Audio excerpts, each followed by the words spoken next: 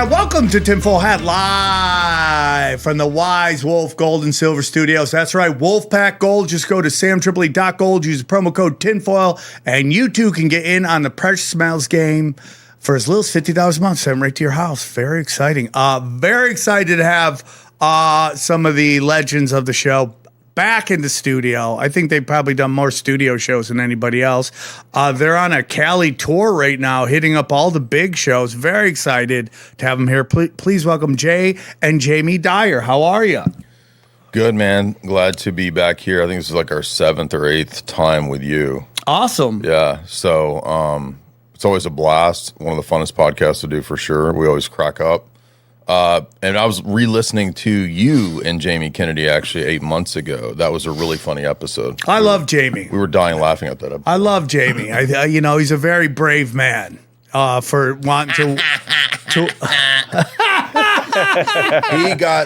He was like blown away when I impersonated him in the interview. He was like, "That's not my laugh," and I'm like, "Well, show me how to do it." And he goes, exact same thing. Yeah. I was like, come on, dude.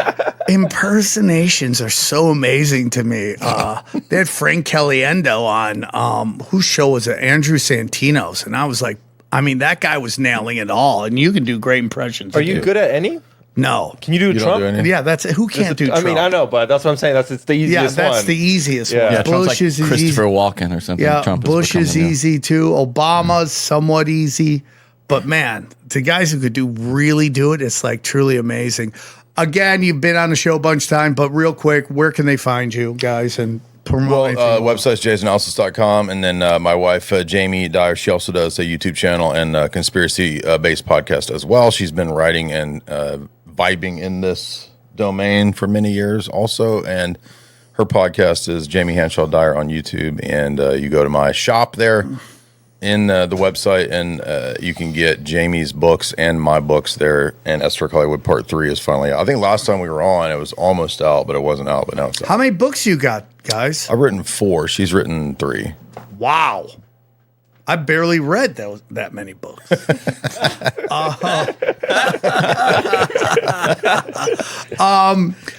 So one thing I want to ask you guys about, we can get into anything you want to get into, is kind of in this place right now where like conspiracies seem to be in. People tend to not call them conspiracy anymore. They're called facts.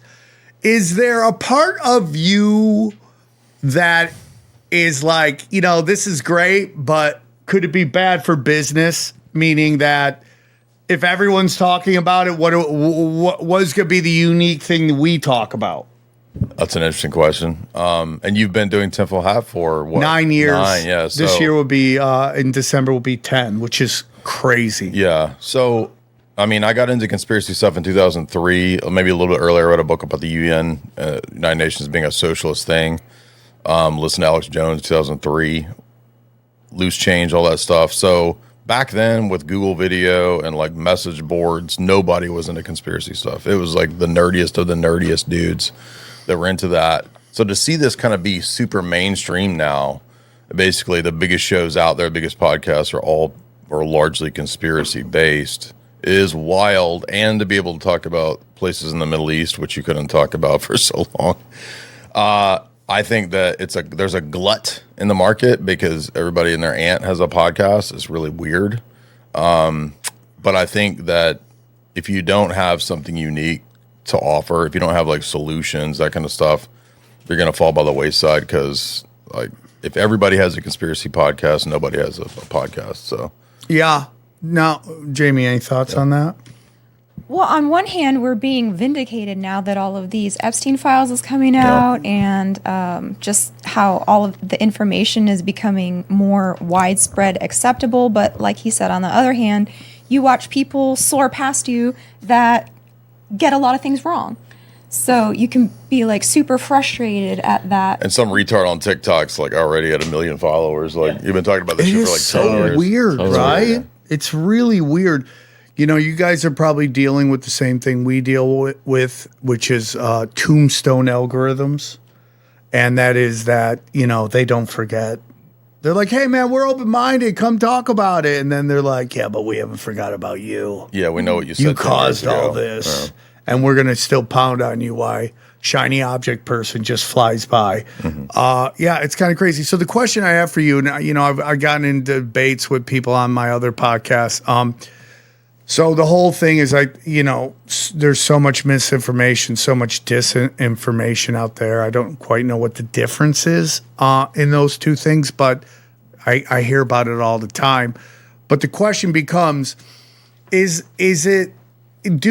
you rather, and this might seem like a pretty obvious answer, but sometimes it isn't, but would you rather have a hyper paranoid population that could get some stuff wrong, or a population kind of like in the year 2000?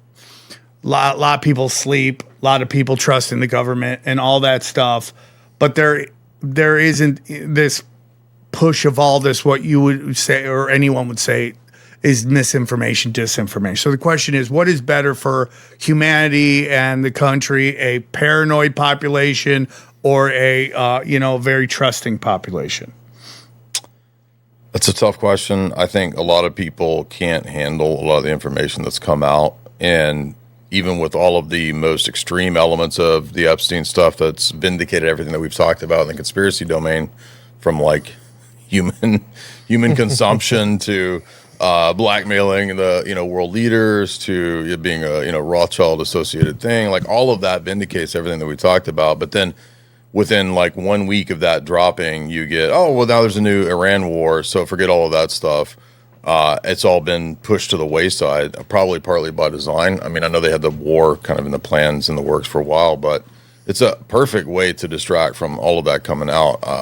I said that like right away, but I think a lot of the population can't handle it, and unfortunately they've been kind of deracinated, desensitized. They then just scroll to the next thing. It's like, scroll, oh, here's a war in Iran and people are getting blown up by drones. Oh, here's a giant bot. Oh, here's a giant cat, AI cat that's, Do you think that's why they're releasing the files like that, like little by little, so that we can kind of take it in and not be so like... Well, I mean, if you dump it all at one time, everyone can focus on it. If you pick your times, you dump it.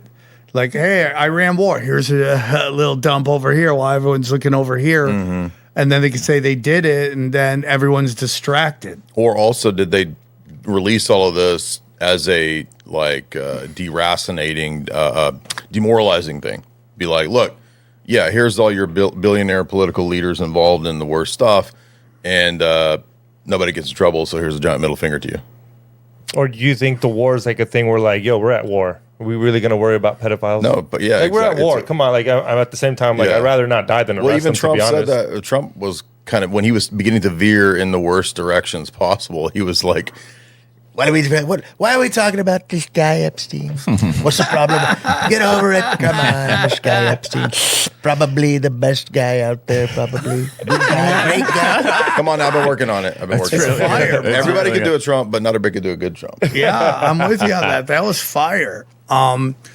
Yeah, so that's it. Like, obviously I have friends of mine that have very, very, very popular comedy podcasts, and they've been getting a lot of heat, particularly from the left, particularly from left comedians and content creators, that Trump is in office because of them. They are the reason we're in this position, which makes me laugh.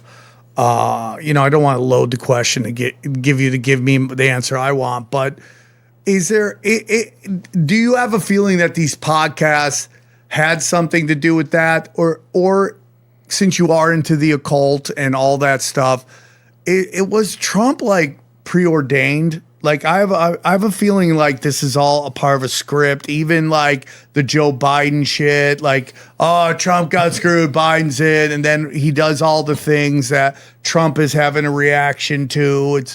You got all these books written about him, Little Baron Trump, the last president, the king of the Jews, all this stuff that he's either not directly mentioned, but it's pretty obvious it fits his profile. Like, do you have any thoughts on that? I mean, it could go either way. Like, you could have a situation where they kind of corralled and nudged him in different directions, the establishment. If you remember the previous, when he ran for the first 4 years when he was in, the CIA was constantly talking about, like, we can nudge him in this direction, or we take him out, or we do this or that.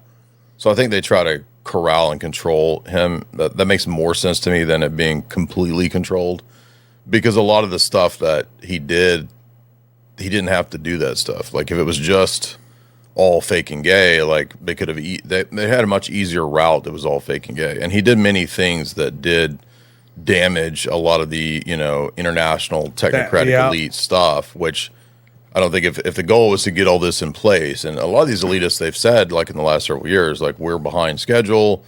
Even Brzezinski said before he died, like, the global elite plans have been set back to 10, 20 years. So they can readjust and they have AI way more advanced than what they've given us. So I'm sure they can do all the different actuaries of, like, okay, well, if he does this, what do we do? So I think it's more sensible that they kind of just corral and nudge them in different directions, and then who knows what kind of things were said. But also in one of his first books, I can't remember if it's Art of the Deal or one of the other ones, like back in the 80s, in the first chapter, he says something like, I was studying Kabbalah under one of these New York Kabbalist guys. Yeah. I don't think that Trump is, like, super deep into esoterica. I think he just sees it like a lot of people do. Connections? Like Madonna, it's connections, and it's like, self-improvement. And, I want to go to the Kabbalah Center and, improve myself, make some business connections. It's probably like that because, again, Trump does not come off as, like, an esoteric master, like some sort of, wizard or something like that. So I think he was corralled, but also there could be another scenario, where there was much more planning involved that, scripted this. I don't know. We just did a 2-part show on my channel called Internet Hate Machine. And I kind of went back That's a great name for a band. The beginning of like 4chan. You remember 4chan, 8chan, those websites, because it came out in these recent Epstein files that Jeffrey Epstein was a big poster on Political and 4chan. And Ghislaine was a big poster on Reddit. Mm-hmm. So you have Epstein kind of guiding the hard right and Ghislaine guiding the hard left on Reddit, right? Wow. So we talked about the movie V for Vendetta and all the predictive programming in there. They had the vaccines, the blowing up of the parliament, the taking down of the government, the idea that you are now a vigilante justice person because you're V. Right, and that was a big symbol for Anonymous on 4chan is the Guy Fawkes. Right? Yes. Who was the original fall guy for this plot that had a lot more intricate details than just a couple guys wanting to blow up, right? So we followed that. V for Vendetta, 4chan, and actually Chaos Magic. Have you heard of that? I'm sure. Yes. Yeah. So for those who haven't, what is Chaos Magic? So this, for XG. So yes, I have the to know. idea that you can affect things in the mundane world with your imagination. It's basic magic, but it's a lot of like sigil making, symbolism, charging symbols with your sex juices. And so they were big into this on 4chan at the time that like Trump was starting to become a candidate against Hillary. And if you know anything about the internet culture, 4chan culture, a lot of it has to do with absurdity, right? So who is the most absurd candidate that we can back? And Pepe, right? So that's another interesting part is they took Pepe and he became this like symbol of meme magic, Nick Fuentes stuff. Right. So there is a lot of occult things going on in just the political board of 4chan. Like that's where we get that flag that has the brown and pink, like the whole rainbow flag. That was made as a joke. And then the left took it and it became Oh my God. Yeah. The trans flag was a joke? Yeah. I didn't know that. Because if you put 4 of them together, it makes a swastika. Oh, yeah. So a lot of this underground stuff is just because it's absurd and they wanted to see if they could get their candidate in the White House through meme magic. It's almost like the original version of going viral. Mm-hmm. Because like going viral, literally, it's like we're in this weird place in society where the only things we see are the things that go viral, and those are the extremes and absurd. So it becomes like this is the norm because it's the only thing we see. And then now everyone's acting like a retard. Yes. You know, it's like there's something going to happen with these influencers because it's getting crazy. Like, I don't mind, like, when they had the boxing going on, you have a rapper versus the gypsy. What's his name? The guy. Tyson Fury? No, it's like Gypsy. Gypsy? It's like the guy that just goes on these streaming sites and people pop up and he just calls everybody the N word. Gypsy Crusader. Gypsy Crusader. They had a big boxing No match idea who that there. is. So like that stuff is like in its place. I don't mind it. Like I've always said, like society should be like The Wire, the show, and we just should find like 5 blocks and be like, influencers go there, do whatever stupid shit you want to do there. If you're in there, you're going to be affected by influencers. Anything outside here, we beat your ass and throw you in jail. Like that should be the rule. Because you're not, but it's like now they're harassing people. They're physically violent with people. Like this one guy in New York, I don't even know how you think that's a good idea. He would just run up to random people and DDT them. Whoa. That's where you grab them by the back of the head and go boom. And that's done on a canvas that goes in, and not on the concrete. And somehow they thought that was a good idea and he would become famous off that. And then we also see that influencers now do something so big that everyone talks about, and then they go to jail for 10 years. And it's like, it's the craziest way to operate. But going back to your original point, yeah, I mean, it's super interesting what is real and what is fake and gay. Well, Everything's fake and gay. But hold on. So the funny you said that because we were just at a coffee shop and there was this giant poster and it had a picture of Andy Warhol and it was quoting him saying, in the future, everybody will have 15 minutes of fame. And I was like, dude, that's actually, and he was funded by the CIA, by the way. Oh yeah, a long leash. Exactly. And so I think him, also there's a great clip that's gone viral on YouTube of Jim Morrison back in like the 70s, right before he died. Dude, that's so And he's like, prescient. I see in the future, there will be one guy standing there on a stage and there's like a lot of electronics. I see like a lot of electronics and turntables and like he's like a DJ. He's like predicting like techno DJs like back in the 1970s. And so point being is like, I think that again, the CIA creates culture. Other entities do as well. Obviously corporations, they all work together. They create that toxic culture that they put out. And there was a NATO cognitive warfare document that came out a few years ago. We did a podcast on that on my channel.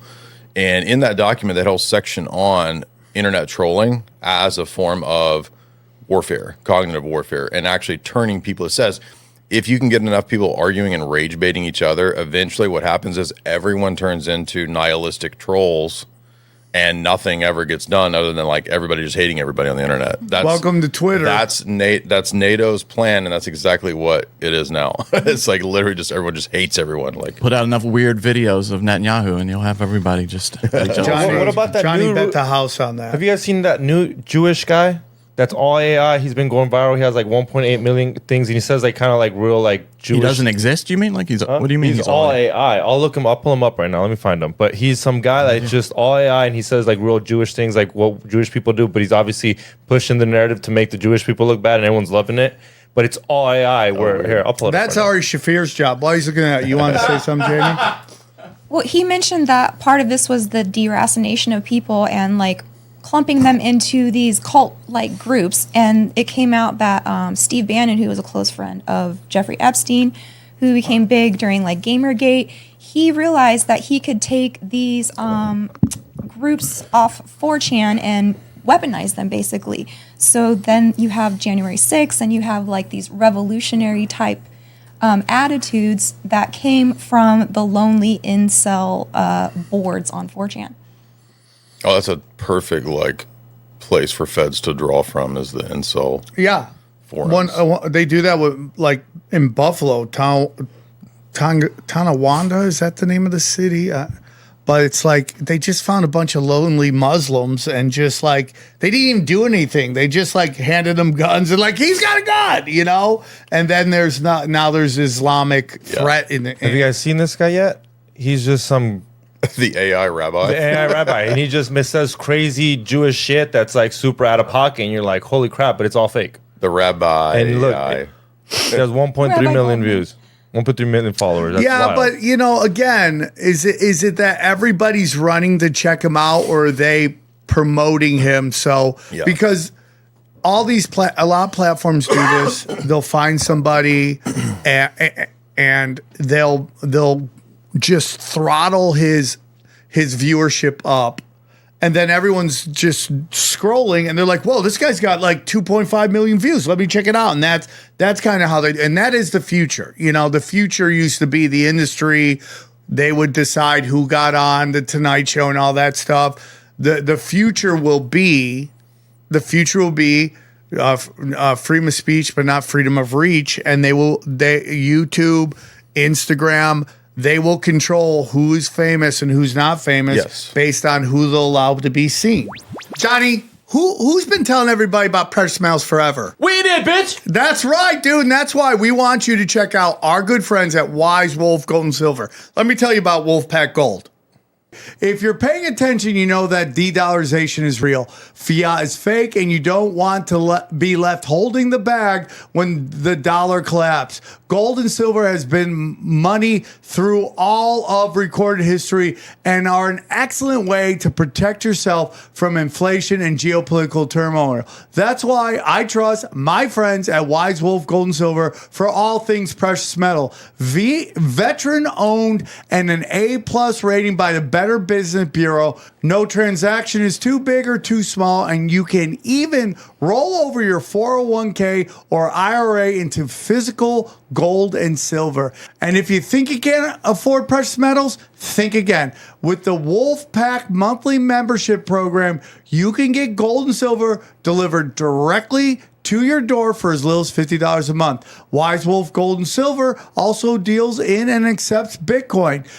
So go to samtripoli.gold, promo code tinfoil at checkout to receive free constitutional silver. And remember, in the world of bulls and bears, be the wolf. All right, guys, real quick, I want to tell you about our good friends at Home Chef. Listen, this time of year, when it's cold and dark by dinner time, all I want is something warm, comforting, and easy. Home Chef has been my go-to cozy home-cooked meals without the hassle, from easy oven-ready meals to hearty, satisfying recipes that make winter dinner feel effortless. Home Chef makes cooking simple, fresh food delivered, easy recipes to follow, and meals that actually taste great. And people really love it. Home Chef is rated #1 by users of other meal kits for quality, convenience, value, taste, and recipe ease. They've worked with chefs like Gordon Ramsay, love Gordon Ramsay. Now they're partnering with Giada De Laurentiis, bringing restaurant quality recipes straight to your kitchen. You'll find these chef-inspired recipes across Home Chef's culinary collection. They've got classic meal kits and express options, each designed to help you feel confident in your kitchen. Whatever kind of day you're having, Home Chef has you covered. They've got classic recipes with fresh ingredients. They've got 30-minute meals, oven-ready trays, and even quick microwave lunches. There's even a dedicated family menu for easy 4 to 6 serving dinners. And it's not one size fits all. Home Chef has over 30 meal options each week with choices for different diets and tastes. Plus, it's affordable. Home Chef customers save an average of $86 per month on groceries. All right, for a limited time, Home Chef is offering our listeners 50% off and free shipping for your first box, plus free dessert for life. Go to homechef.com/tinfoil. That's homechef.com/tinfoil for 50% off your first box and free dessert for life. homechef.com/tinfoil. Must be an active subscriber to receive free dessert. And we thank them for sponsoring the show. I want to ask you a question, because kind of like Jamie Kennedy, it was the same situation where he was coming up in the 90s in LA doing it the old legacy way. Where you had these gatekeepers that are like, you know, studio executives and producers. Yeah. And now it's like the algorithm is the gatekeeper. So from your perspective, like, which method and route, were there pros and cons either way? Like, what is it, just no different really? Well, you know, it's so funny. I was just literally talking to someone about this. It's like, you know, everybody hates the industry because in around the 2000s, right? And I can kind of pinpoint it to one moment where I realized things had changed, and that was when Britney Spears was on the cover of Rolling Stone magazine. Because up until that point, Rolling Stone kind of had this kind of, I don't want to call it punk rock, but kind of like, anti-establishment. Yeah. It was like the established anti-establishment where you were going to get like the real good scoops and stuff. And then one day I see Britney Spears on it, and I go, "Oh, this is like a different thing." Yeah. This has a way different vibe. And that's kind of when everything started changing. And what changed there is the industry. Louis Anderson, a very long time ago, said this. He goes, the difference between when I came out, which was like the 70s, 80s, was that the artists decided what was art. And the industry worked with us. And then at some point, the industry said, nah, fuck that. We're going to decide what art is, and you're going to do art for us. And then we'll decide what goes on. And that's really what happened. So, but one thing I will say about the industry is, as you know, and again, there's the industry way before the 2000s that gave us a lot of great movies, a lot of great art, great television shows, and there seemed to be more about meritocracy back then. I'm not saying they didn't pick and choose like certain people. You're like, why were they famous? But if you were really good, you had a good chance. And then in 2000, it shifts. And I remember looking at I was at like a festival or something, and I was looking at the industry and I was looking at the comics. I'm like, they look exactly alike. They're like the same people, just one's in front of the microphone, one's behind the microphone. So it became a promoting of themselves. The one thing I will say is that they would allow great comics to come through, like Bill Hicks or Doug Stanhope or Dave Attell. Those guys could still get through. They understood the importance of having that type of person out. These AIs, they don't do any of that shit. Like, Ben Banks, he's doing really well, but he kind of fits into this thing, and I'm a fan of his. This isn't anti-him, that you blow up on Instagram for 4 reasons. You're either doing dumb, sex, violence, or pissing people off. Those are the 4 ways you blow up, and Ben, just like Leonardo, it's their opinion. I'm not saying they're doing it on purpose. It's their opinion, and they're getting a lot of traction because everyone's sharing their stuff, rage baiting on it, and God bless them, but those are few and far between, and they're not getting anything going in the industry. You'll never see Leonardo get a Netflix special. And that's not anything against her because she's a great comedian. She's a great writer. But she's had to do it all her own. So to me, what is better? Like there's good and bad. Like, if you didn't make it in the old way, which was get on Carson, get on a sitcom, get in movies, you were either a writer or you just disappeared. Now, like us, we can find our own way and get our own fans, and we're blessed that they support us, and we can make a good living being ourselves. I've always said that is like one of the big changes came when Death Squad came. Yeah. Is that me? Oh, yep. Sorry, dude. Oh. Yep. Okay, Mom's done. Never talking to her again. When Death Squad came on, because it had Joe Rogan on it, it was like the first time these group of artists in the podcast world were kind of doing their own thing, not giving a shit about what the industry thought. It was more about their art and what they wanted to do. Some of them wanted to get on television, and they eventually did, but it was really about what they wanted to do. And that to me was the beginning of the end. I'm not saying it's the sole reason, but it's one of those things that popped up that the industry couldn't control. But they allowed some people through. Joey Diaz got a lot of stuff going. You don't see that anymore. I mean, so the question is, it depends on what you're talking about. We can work now. You talk about, and you started in 2003. Good luck being a conspiracy theorist trying to make a good living. No, back then. Right? No. It was done. It was like Art Bell, Alex Jones, or get the fuck out. Yep. So now we can't. But are you going to get the opportunities that a pop comic gets, or a very attractive young female comic gets on Instagram? It's not happening.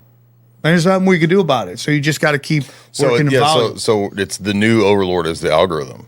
What, dude, 100%. Yesterday on YouTube, my doom scrolling show, right in the middle, towards the end of the feed, just got taken down. Right. So I called Johnny because he knows about this stuff. He scrambled around. He found out that the AI got mad at an AI video of a squirrel crawling into this woman's mouth. Her mouth obviously unhinges and lets the thing in, and they were like, "Oh, you're showing footage of people being cruel to animals." And I'm like, we've done that every episode, and it's an AI, and she unhinged, and the thing crawled into her mouth. Like, what are you fucking talking about? But that's what we're dealing with. Like, they're sassy. The AI is a sassy progressive. It's a sassy bitch, dude. Did the AI know it was AI, or did it think it was real? I thought it was real. No, it thought it was real. Oh, so AI can't detect AI. That's what I've been saying. How long till AI can detect AI? In AI court, is like AI's boomer. In court AI is is when it's going to boomer. get scary. Who cares about a YouTube video getting pulled AI down? is like a smoke detector to black people. It can't detect other AI. AI is like your boomer mom that like thinks that like Netanyahu floating over the Middle East But is a let's be real honest, video. I get got all the time. I send videos to people and they're like, "That's AI," and then I'll look I get into it. it. No, and I'm Everybody like, yeah. 40 and under can detect it. Everybody 40 and above is like, why is Netanyahu flying? Is it the rapture? Yeah, Jamie, you've been wanting to say something, I think? No. Okay. Yeah, so it's issue to issue, it's like it depends on what you find important, I do think one thing that's happening that probably would be good for you is that the age of independent movies is now about to explode. Like before, good luck getting anything made in Hollywood if you didn't fit what they wanted. Now, because nobody's watching their crap, right? That they're just now finding independent movie producers who made a great movie and they're buying the movie. Now you go, well, that means you have to fund it yourself, but you get to decide what's in the movie. Right. And then there, it's like me and my buddies just sold our movie. So it's like, I'm making a movie and I'm functionally illiterate. You know what I'm saying? So good for me. We have this idea for an AI movie. We're going to have AI write it, and then we're going to make a human. Then I'm going to pay somebody to punch it up. And it's like someone like me couldn't do that anymore in the past. Now I can. Now you can go, is that good or bad? I go, we'll see. I just think we're about to enter like a 70s era level of movies. We're going to get back, because the industry wants you dumb. Just compare like daytime television to like all these great podcasts out there. It's just monkeys throwing shit against the wall, Right. And some great conversations. Absolutely. They want you dumb and stupid. They want to saturate you in stupid. So you have no clue what's going on. And then you have really smart over here. So now it's starting to change. And I think that's a good thing. Well, we've been watching a lot of big content creators become like daytime television all rolled into one. So they're like the news, the conspiracy, the entertainment, and they also fight with each other. So it's like Maury Povich. So these characters encapsulate the entire idea of what you would see on a soap opera or... All of that shit from the Jerry 90s, Springer. right? Like, remember Jerry Springer and remember Maury Povich and all the, like, Sally Jesse Raphael. And then you would have eventually, you had the Daily Show, which came around in the 2000s. And then now it's like you've got a Candace who is all of those things at once. You go on Piers and Morgan and everybody's screaming and yelling. And it's like online Jerry Springer. It's like everything is coalescing into, like, who can be all of those things at once. Well, it's also archetypes in a weird way, right? Like we see the world through archetypes. And when you work outside that, you make people think. It's like, how easily digestible can you get, right? And like, again, in comedy, the minute you make, this is why I struggle all the time, is because the minute you make somebody think, it takes heat off your fastball. Oh. So everything now is demographic mascots. And if you actually took their comedy, you'd be like, that's not that great. But that demographic doesn't care because that's their person. And they're like, we love you. And it's just, it is what it is, man. That's another thing that I think was great about the industry. They had a little bit of like, okay, we're not going to let dog shit come through. Like the comics now, they're playing theaters. Like a lot of them, if they came up in the 90s, they'd all be corporate gigs. They'd all be doing corporate comedy. But now, because the industry's gone, and again, the algorithm is pushing like stupid. Yeah. They're just selling out everywhere they go. And it's weird what people want to spend their money on. Right? I mean, it's like, let's go watch someone throw monkey shit against the wall. But it's your money and you're working hard. There's also that, like, I'm just talking too much. But the point is. Have you seen the AI fruit videos? No. Like on TikTok. So the AI will write a little 5-minute soap opera, but it's like fruit and vegetables. Oh, you've seen those, Sam. I just saw one about 2 eggplants who knock up That's did you see that exactly- Yeah. one? Those are exactly what she's talking I've never about. seen Yeah, that. so those are getting huge now. Baby comics are getting huge. Are they paying for? Is TikTok paying nicely, like well for the AI content? Like if you make AI content, are they like here's normal money as a? I've heard they don't pay well, and I've always, When they realize it's AI? at all. I mean, I don't know, but I Can't imagine I there's a remember difference. I got my first TikTok account got banned for talking about chemtrails geoengineering, which is That's in the so news crazy. and everywhere in the past 2 days. It's so crazy. So it's dude. like I hate TikTok, but I mean, What is baby comedian? Baby comics? What is yeah, that? they make like babies in diaper, like they're sounds more like terrible. infants. But they're telling jokes? Yeah, they're doing Like baby jokes, but they like had this baby black jokes. baby was like, my friend said how lucky I am because I get to drink chocolate milk every night, and the place goes fucking nuts. That's great. There will be a time when some comic will figure out how to bring an AI comic to feature for him. Do you? Yeah. I mean, I know you don't watch too many like actual people do stand up, but do you think there's a comic out there that's literally using AI for all jokes? 100%. I was gonna say I was gonna ask To you write that. their jokes? Really? Yeah, 100%. Or punch up their jokes. I haven't. That's the one thing I think it's not what quite there on yet. It's funny. I don't know if it will ever get there. I know people think it will automatically get there. I think AI wasn't molested by Larry Watts, so he can't bring that energy to his comedy, which is my fucking power. Origin story. Yeah, my origin So story. some people are theorizing that there won't be an audience for AI slop, perhaps unless everybody gets super retardified, because people will want people that are authentic. So like if you can demonstrate that you're an actual person, you have actual ideas, you're actually funny, and you're able to convey that without like some sort of backdoor sneaky AI trick of them writing your jokes or something, like, do you think that AI will get old? Is it just a fad? Like, do you think that people will be like, all right, I'd rather watch Sam Hyde, Sam Yeah, Tripoli do an actual stand-up yeah, routine. just Sam's. I'd rather just only watch Sam's. Sam's. Well, that's what Sam was saying. That's why live's going to be such a more Yes. important thing because you can't recreate. You can't AI Yeah, that. it's Here's Not what's yet. happening, Not guys. yet. Here's Not what's yet. happening, okay? If you look at comedy, it's going the way that strip bars went, okay? Strip bars are struggling right now because there's so much sex on the internet. And these guys are like, why am I going to spend all this money here? Well, I could just get it done here and save a bunch of cash. But eventually it will swing the other way because whatever the generation does, the generation after them always goes the opposite way. There will always be AI slop, and people will enjoy AI slop the way they enjoy McDonald's. There will always be people enjoying McDonald's. And then you have really nice restaurants that people really enjoy as well. So it's not going to be one or the other. It will be a combination, and people, Johnny? Do you remember? I was just thinking about. Do you remember like 5-6 years ago, Adobe had their big event, and they presented on the stage this voice cloning feature. And do you remember how your mind was blown by that? That it could make a voice sound like Barack Obama or something, like just a voice.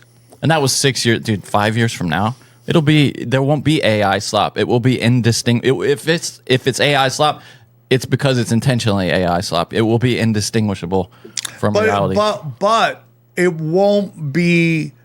It won't only be that though. Yeah. There will always be room for people to entertain. It's I like hope so. Well, it's- I have a What if you're a dystopian live view. streamer like we do? You have a unique skill set that you can't mimic with AI. I mean, unless you like put the AI up as if it was a live stream, which I guess you Right, yeah, What well, is- and then once you have enough processing power, given enough time, that you can do it in real time. But Generate AI. what I really do think is I think some people are just gonna want to actually not want to watch AI. That's what I'm As saying. what I mean is like I guarantee you 5 years from now there will be some robot that will cut your hair. But some people want that. I don't agree. Some people want that. No, but some people want that barber, that connection Yeah, with that human exactly. being, Yeah, there where they will cut your always hair. be And you can get idiots, that dude. shitty $5 haircut from the robot, or you're gonna pay $45 for Yeah. that girl or your homie to cut your hair and have that interaction and be like, "Yo, last night sucked." Exactly. Yeah, but Sam, I mean, a lot of people can't tell now when they're watching and enjoying an AI video. Johnny, I'm trusting. Shut up. It's not my fault. I trust people. Do you know what I okay? mean, though? Like you're enjoying that, and it didn't. When I tell you, you kind of get bummed out, like because you were having a great time watching like the monkey bash the alligator. on the head. Oh, you're I a had boomer. hope. I'm sorry, you're a boomer. Oh, dude, I'm a boomer. I don't give a shit. But you know what I mean? You I'm enjoyed that. enjoying my old That age, wasn't dude. slop to you until you knew that it was. Do you get? But Johnny, it wasn't like I'm like, oh my God, look at it. It was like, ha ha ha ha ha. You know what I'm saying? Like I'm I not gotcha. like Yeah. so invested in it that I'm like, this is the greatest thing ever. I'm like, oh, this is hilarious. Oh, it's fake. It's so That- tricky. You know what I'm saying? So listen, So tricky. do you still like your mom's cooking? Sure. Yep. You'll always love your mom's cooking. But there's always going to be a Cheesecake Factory. There's always going to be Burger King. It's like it's just going to be like, what do you want? And is there going to be an AI that comes and gets a big following? Yeah, but that doesn't mean you can't have a big following. But for us, like, is there an avenue of greater attention and success because we are authentically doing real conversations, real people? It's not AI scripted. Perhaps there's some. I think Yeah. connection is important. Yeah. Like when people find out that that Asian girl who had a filter on her face and she had a bazillion followers, and then it just glitched a little bit, and I still think she was cute. She was fine, yeah. She just wasn't that like 1% Asian, and she lost 1 million followers. Or like Glenn Beck the other day interviewing George I Washington. mean, that just That was looks I mean, so what an fucking idiot. stupid. What an Retarded. idiot. Well, That I was guy's going to so say dumb. the real danger is when they try to integrate AI into politics and I think we're leadership already there and- with that. Well, the president or Albania, is that where they had Yeah. the AI woman? The one that's knocked up, the AI. Yeah, that's she knocked has She has like AI 1,000 babies. Yeah. What? What is this? Well, because She's not Natasha Henstridge from Mimic. She can lay 1,000 in. What? I'm unfamiliar with this story entirely. What? So there's an Albanian politician that supposedly is AI, and then to make it more authentic, they integrated the story that she's pregnant now. That's so funny. But they're going to say in the future that humans are you not should look it capable up. of governing themselves Yeah, because yeah. we're too violent. We're going to start wars. We're bomb emotional, people. Like yeah. the worse it gets, they're going to be like, Okay. AI needs to step in and be fair. This is where I want to. This is a great point to bring up, and this is why I want to ask you too. Just because the elites want something to happen, and this is a question. This isn't accusatory. Do you think it's automatically going to happen? Because it's like I say this all the time. How many times have you thrown a birthday party, a dinner? How many times does it go exactly the way you want it to? Very little. Doesn't mean it doesn't. You don't have a great time, but it very rarely goes. So we have these people in the WEF who's like, we're going to do this in society. And I think if they were winning, I'm not saying they aren't going to get some of what they want, but we'd all have barcodes on our foreheads. We'd all have digital IDs. We'd all be trans. We'd all get a booster shot every week. And it's just not working. So do you think it's inevitable? Like, do you think it's always inevitable, or is there God's will and human will to kind of go, that's a little too much? Yeah, I think our peaceful non-compliance is a big part of staving off the plans that they have. Yeah, I don't think the elite are not, God. The plans fail all the time. I mean, the again, time. Brzezinski said we're 20 years behind our technocratic global government. We're messing up. When Jacques Attali, when he wrote Brief History of the Future, he was the Kissinger of France. There's a whole chapter where he says, if Americans begin to wake up, it will be a huge problem, a road bump for our long-term plan. So, no, they actually plan and have alternate strategies and actuaries for when things fuck up and don't go their way. So, absolutely. So they have a Plan plan B, for if plan the plan C. doesn't go well. But so again, this is something I'd love to get your opinion on. So there was this whole thing about a false flag coming, and that it was somewhere in LA it was going to happen, which is like really like, or California, and everyone thought LA. And I'm like, why are you telling us? Why, like, it used to be like after 9/11, they're like, oh, terrorist alert. We're salmon colored alert. Salmon colored alert. And I'm like, oh, well, you're not telling us where it's going to be. So it's like, why are you even telling us? And then you realize it's just meant to get us in a heightened sense of anxiety. And that's really what the point is. But, you know, this false flag's going to happen, or this Muslim attack's going to happen. And so far it hasn't. So, but we get into like, you know, the revelation of method. I think that's something you guys are well versed in. And the whole theory is that they have to tell us what they're doing, and it's our job to stop them. And I think sometimes there's this idea that means physically, but what if it's spiritually? What if like, they give us clues of what they're going to do. We pick up on it. We go to Twitter. Everyone spreads it, and it doesn't. Is that possible? Yeah. And when they say you got to stop us, that's how we stop them, by spreading awareness of it, and then they're like, "Fuck, they got us," and then they move on to their next plan. Yeah, I think they overplayed their hand in COVID. Too many people began to notice how absurd all the social distancing was, so they kind of backed off. And I think they have other, you know, plan B, plan C, plan D. So absolutely, if enough people, you know, consider the possibility of a false flag, they probably wouldn't do it. But also, we're almost at a point too where it seems like the regime right now doesn't even need the false flag. They're like, maybe back in 2001 we needed a false flag to get everybody on board, and now it's just like, no, we don't even need the false flag. We'll just go to war. Screw you.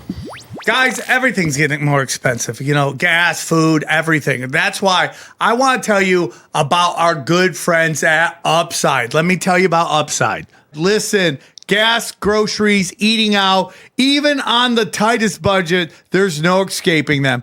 But here's what you can control: getting cash back every single time you fill up. Hit the grocery store or go out to eat with the Upside app.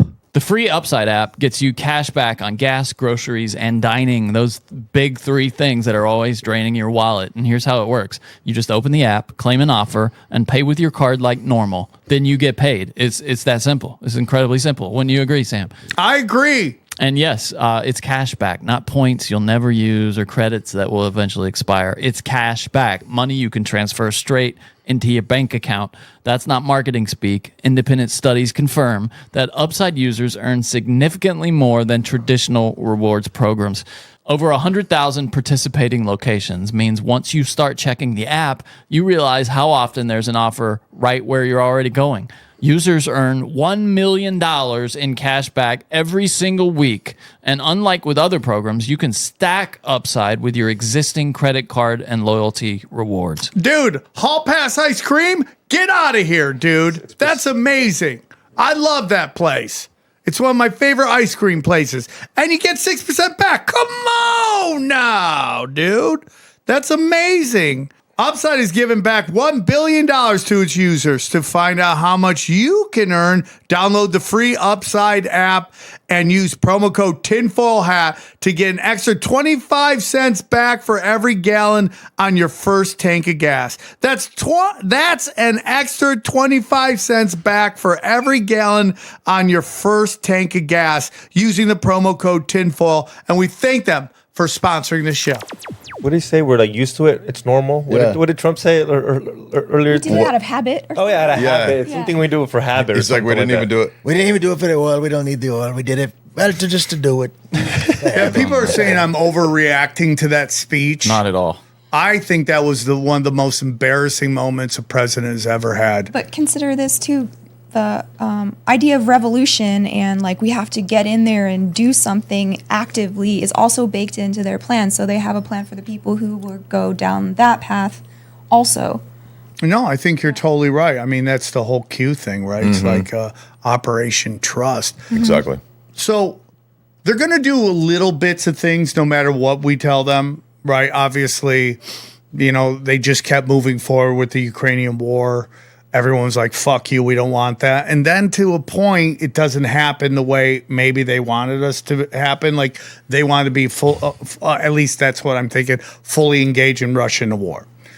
So now you have Trump, and they're like, I don't care if it becomes Vietnam. We're gonna put boots on the ground, which I think is another incredibly stupid thing to say. Right.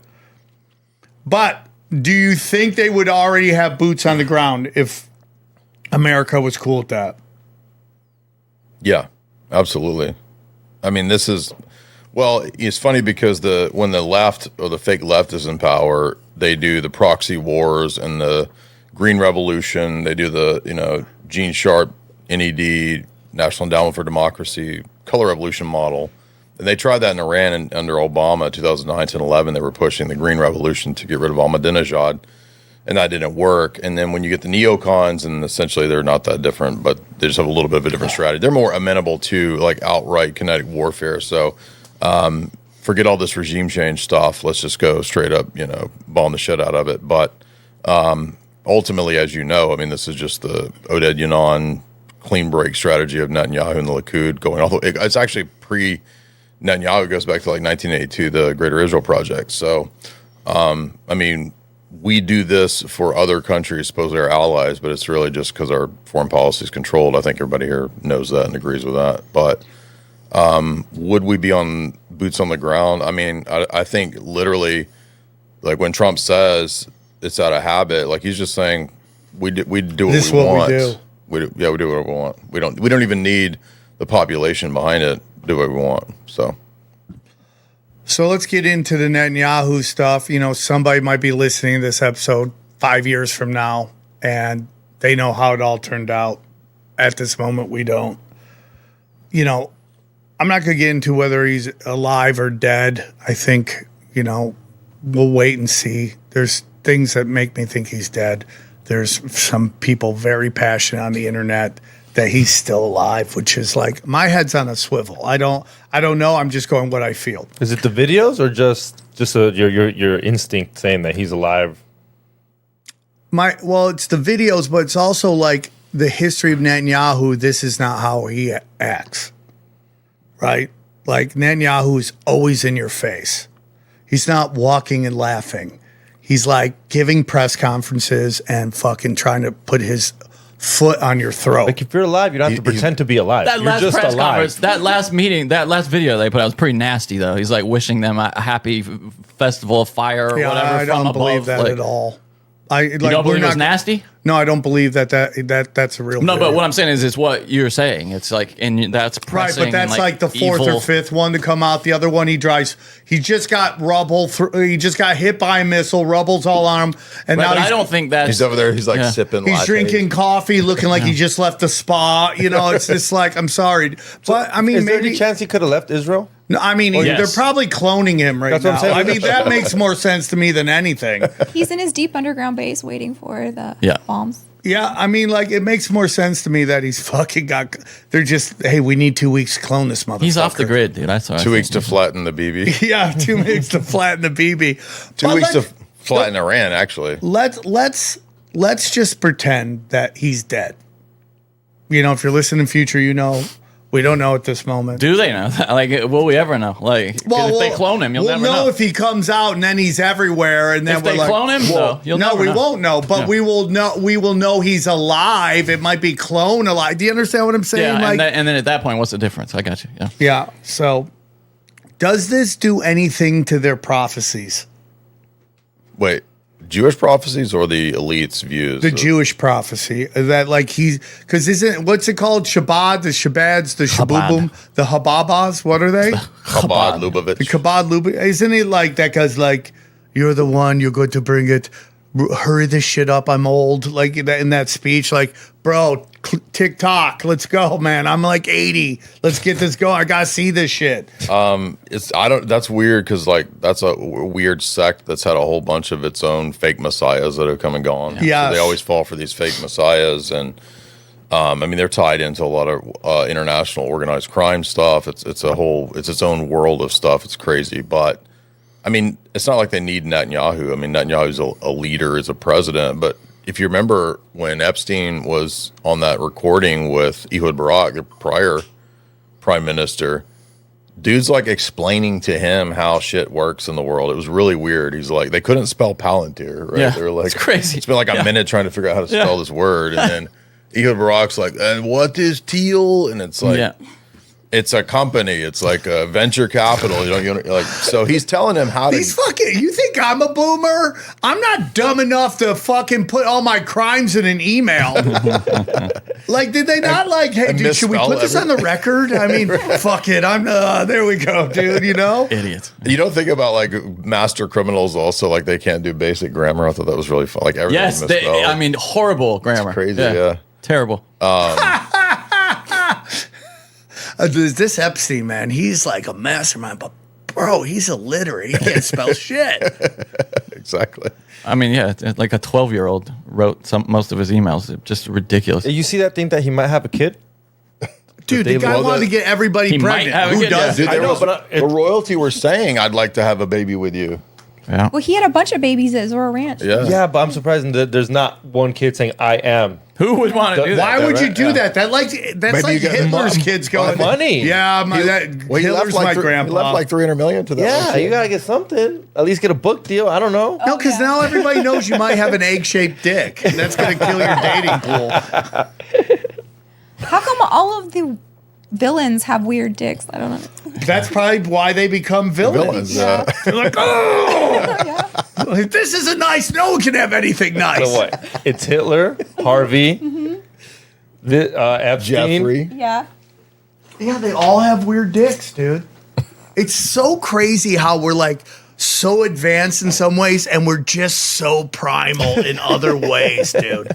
Like I've been working on this bit, but it's just like the greatest weapon of mass destruction is pussy, dude. It's like unbelievable how many fucking guys just entire world is destroyed chasing it or getting in the wrong one or all that shit. I mean, like, dude, Solomon, dude, like meets a couple pagan chicks and just ruins The everything. whole kingdom's down. Yeah, I mean, he's got a whole, like, he's got like 1,000 wives, 6,000 like concubines, and he just meets one pagan chick, and everything just goes to shit, She must have been a baddie. Child sacrifice is back on the menu after that. right? Yeah.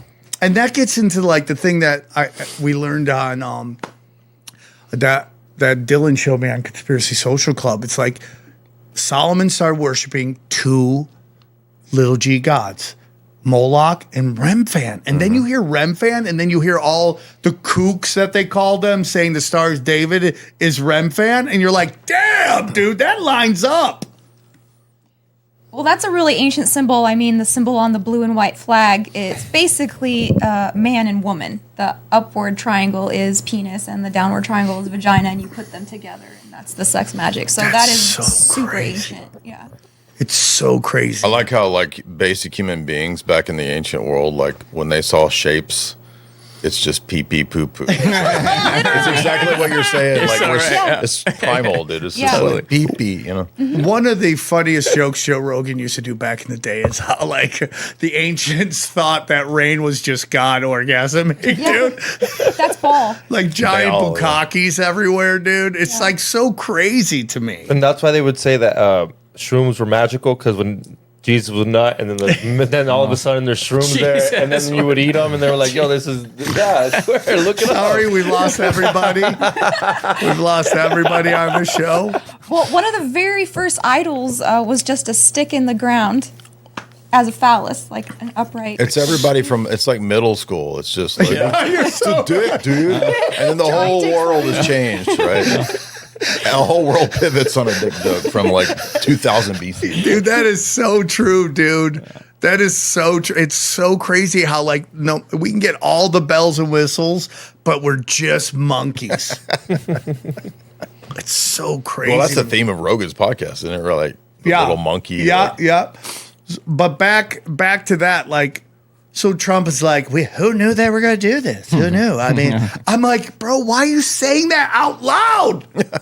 Why are you saying, like, dude, like one of the greatest like demoralizations and devaluing of the presidency is that, to me, that speech. I'm sorry, like, you know, like I've said there's things that you brought up earlier, things that Trump has done, defunding the funding of wanting getting out of the Paris UN, climate, all that stuff, which is very globalist, dude. Right. You know, but man, that is a low fucking point. But going back to that, like, does that mean something? Like the fact that Iran is just like hitting all of our allies. Now the new talk is that we only have, and this is the craziest shit to me, we only have a week's worth of missiles left. That's what they're saying. We only have a week's worth of missiles left to defend our allies. And that's what Ryan Dawson came on and said. He gave it 5 days, but it's looking like it's more like 2 weeks. Well, I mean, in warfare, usually you don't publicly have out there what you actually have. So I would assume that that's probably not the case. I'm sure that the U.S. has stockpiles and things that they don't have out there. And a lot of times that can also be a strategy to let the opponent think that you're weaker than you actually are. And then you hit them hardcore with other stuff. So I don't know about all that, but They run out. They got to use the nukes, right? Pretty much is what you're. What you I'm put them in that. nukes aren't real guy. I'm sorry. I know that just made the room weird, but I feel like Israel would already use them. They're getting pounded so badly right now. What are they holding on to them for? What? I mean, Tel Aviv is getting flattened like Gaza. Why are you holding on to these nukes? Is it? It is. I mean, dude, they don't want any of this. I mean, I just don't know. here's know where we're getting in a conversation.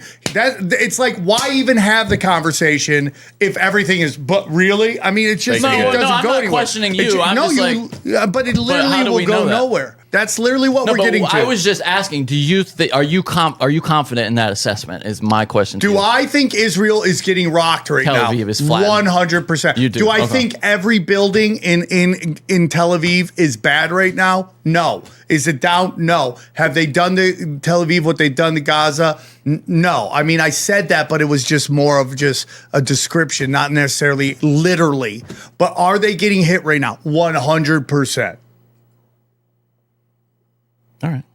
Well, this is thanks for coming on the last episode of Tim Full Hat. Thanks so much. You did say if you it got was a black great belt. run. Sorry to the people who bought the 1,000th episode, but we didn't make it there, unfortunately, because why even talk about anything then? AI has made everyone forever a perpetual skeptic about everything. I mean, it's not even worth it anymore to have That's a a good conversation. point. AI will make you question reality Everything. more and more as it progresses. Everything in is some taken ways day. that's good. But if every discussion is met with, how do you know that? Then it's like, why are we having the conversation? Well, now kids will Google everything you say or ask Grok, and sometimes Grok is wrong. Grok is wrong Oh, a dude, lot. Yeah. people are A lot. So the there's- kids are like, "How do you know that? Get on and." I don't know how you're a teacher in school with them not grokking you on everything. No, Like the- you're wrong. This was the wrong date. And how do you even handle scary that? thing is that we are now going to have people getting their medical doctrine that just used ChatGPT the whole time. Such a nightmare. Dude, I went to the doctor and I watched what the doctor went over to the computer to do, and he was like over there chatting on ChatGPT asking questions. The doctor. That's just like idiocracy. I'm like, why am I paying you? Why am I I could just here? do this at home. Why not? Yeah, exactly. He's like, you talk like a Dana, fag give and me your the shit's not scalpel. retarded. Just start digging it out. No, that's in Idiocracy, right? When Yeah. when Yes. he goes to the doctor and the robot just tells him right what to No, do. the doctor comes in. He's like, you talk like a fag and your shit's all retarded. Yeah. That's the doctor. That's your problem. That movie's so good. Could they make a part 2 of that somehow? Yeah. Like they They should would literally- never let that. Well, I mean, yeah. I think How'd that they even do. get made at the time? That's Truly. crazy. Well, you remember they put it in the movie theater for one day and buried it? Oh, really? Yeah. Oh, was it? Oh, it got moved out, huh? I don't remember that. They got it in. They're like, contractually, we got to do this. Pull it right out. Mike Judge was just so big at the time. He could kind of get made what he couldn't, wanted say to, no. I think. Yeah. But there's like so much of that movie. It's just playing out right now when Yeah. Jake Everything. Paul, who I don't hate Jake Paul. I actually go, man, good for you on what you built. You and your Yeah. brother. It's so fucking impressive. Good for you. But he's interviewing him with like fucking tattoos all over here. And It's just like we played it, right, Johnny, on BS. Broken Sim. Yeah. We played it like when they asked Britney Spears, should we go into Iraq? She's like, yeah, man, I think we should do it. You're like, what are we doing? What are we fucking doing right now? Dude, everybody's forgotten that clip of Britney Spears. Speaking of her, back. Remember when Barbara Walters interviews her in like 2002 or 3? It's a classic conspiracy clip, and she starts switching into alternate personalities. Do you remember that? No. Can She you suddenly turns into a little Actually, I'll have to girl. play it. actually Oh, will it's just hold a crazy. computer there and it's just there to warm your nuts up, right? It's not there to actually look up anything. I love getting cancer. People were really worried about XG's nuts, by the way. He does have a RF blocking. Yeah, but he doesn't use Not it today. because he just I don't doesn't know want to why. have kids. So, Britney Spears, where? Britney's, I think it's Barbara Walters. It's Baba probably- Wawa. It's like where she switches into different personalities. She goes into a child alter. She starts giggling and acting like a kid in the middle of this weird interview. And like Britney Spears is the greatest example Exactly. of like how society is so dumb and they just instantly think they know everything based on some snapshot picture or something. And they're like, free Britney. You're like, yeah. And then she gets out and she's just like fucking dancing with knives. ninja. Yeah. And you're like, well, maybe your dad knew what he was doing. Maybe he's like, dude, you don't want this chick out. She is cuckoo for Cocoa Puffs right now. And maybe him and he and Brittany's mom had something to do with it, putting her through this meat grinder, right? But she seems a little There's a bit couple crazy. of them. Do you know which one it is? There's like a part. Well, there used to be a viral clip of when if I can she find turns it. into the kid. Just put in Britney Spears personality switching Barbara Walters. Yeah, or MK Ultra, Britney Spears, something like that'll probably come up. But again, it's like everyone's an expert instantly. Well, yeah, and AI is making everybody think that it's even worse, like Yeah. because it's a deity that you ask and it tells you. And this, And if they're not an expert, their favorite podcaster is their expert Yeah. that they go to for everything to think about. Yep. I mean, it's gotten to the point where it's like, and they've infiltrated the podcast world. Like, there's some spooks, man. dude, there's like every CIA dude has a podcast Yeah. now. Like It's like crazy to me. Yeah, And then you guys remember that story where they're like, all these ex-CIA agents are running for Democratic offices, and then we have that woman in Virginia who's just absolutely crazy. this looks one, like right? it. This looks like it. Yeah. You'll have to share it, actually. Yeah. Hopefully, infomentary.com doesn't. Those bastards. It'll be more likely to get hammered by CBS or All right. You guys ready? Spasm of publicity about what happened from Mexico to London. It was pretty rough. Yeah. Yeah, it's kind of weird. Oh, weird. Hello. Oh my goodness. Hello. Ew. Strong Brittany. Ooh. Yeah, it was a weird. Ooh. Ooh. Ew. I'm embarrassed. Can we? What'd you say? Yeah, play it I'm again. in the what? What was Here, that? play it again. Ew. I'm embarrassed. Can we?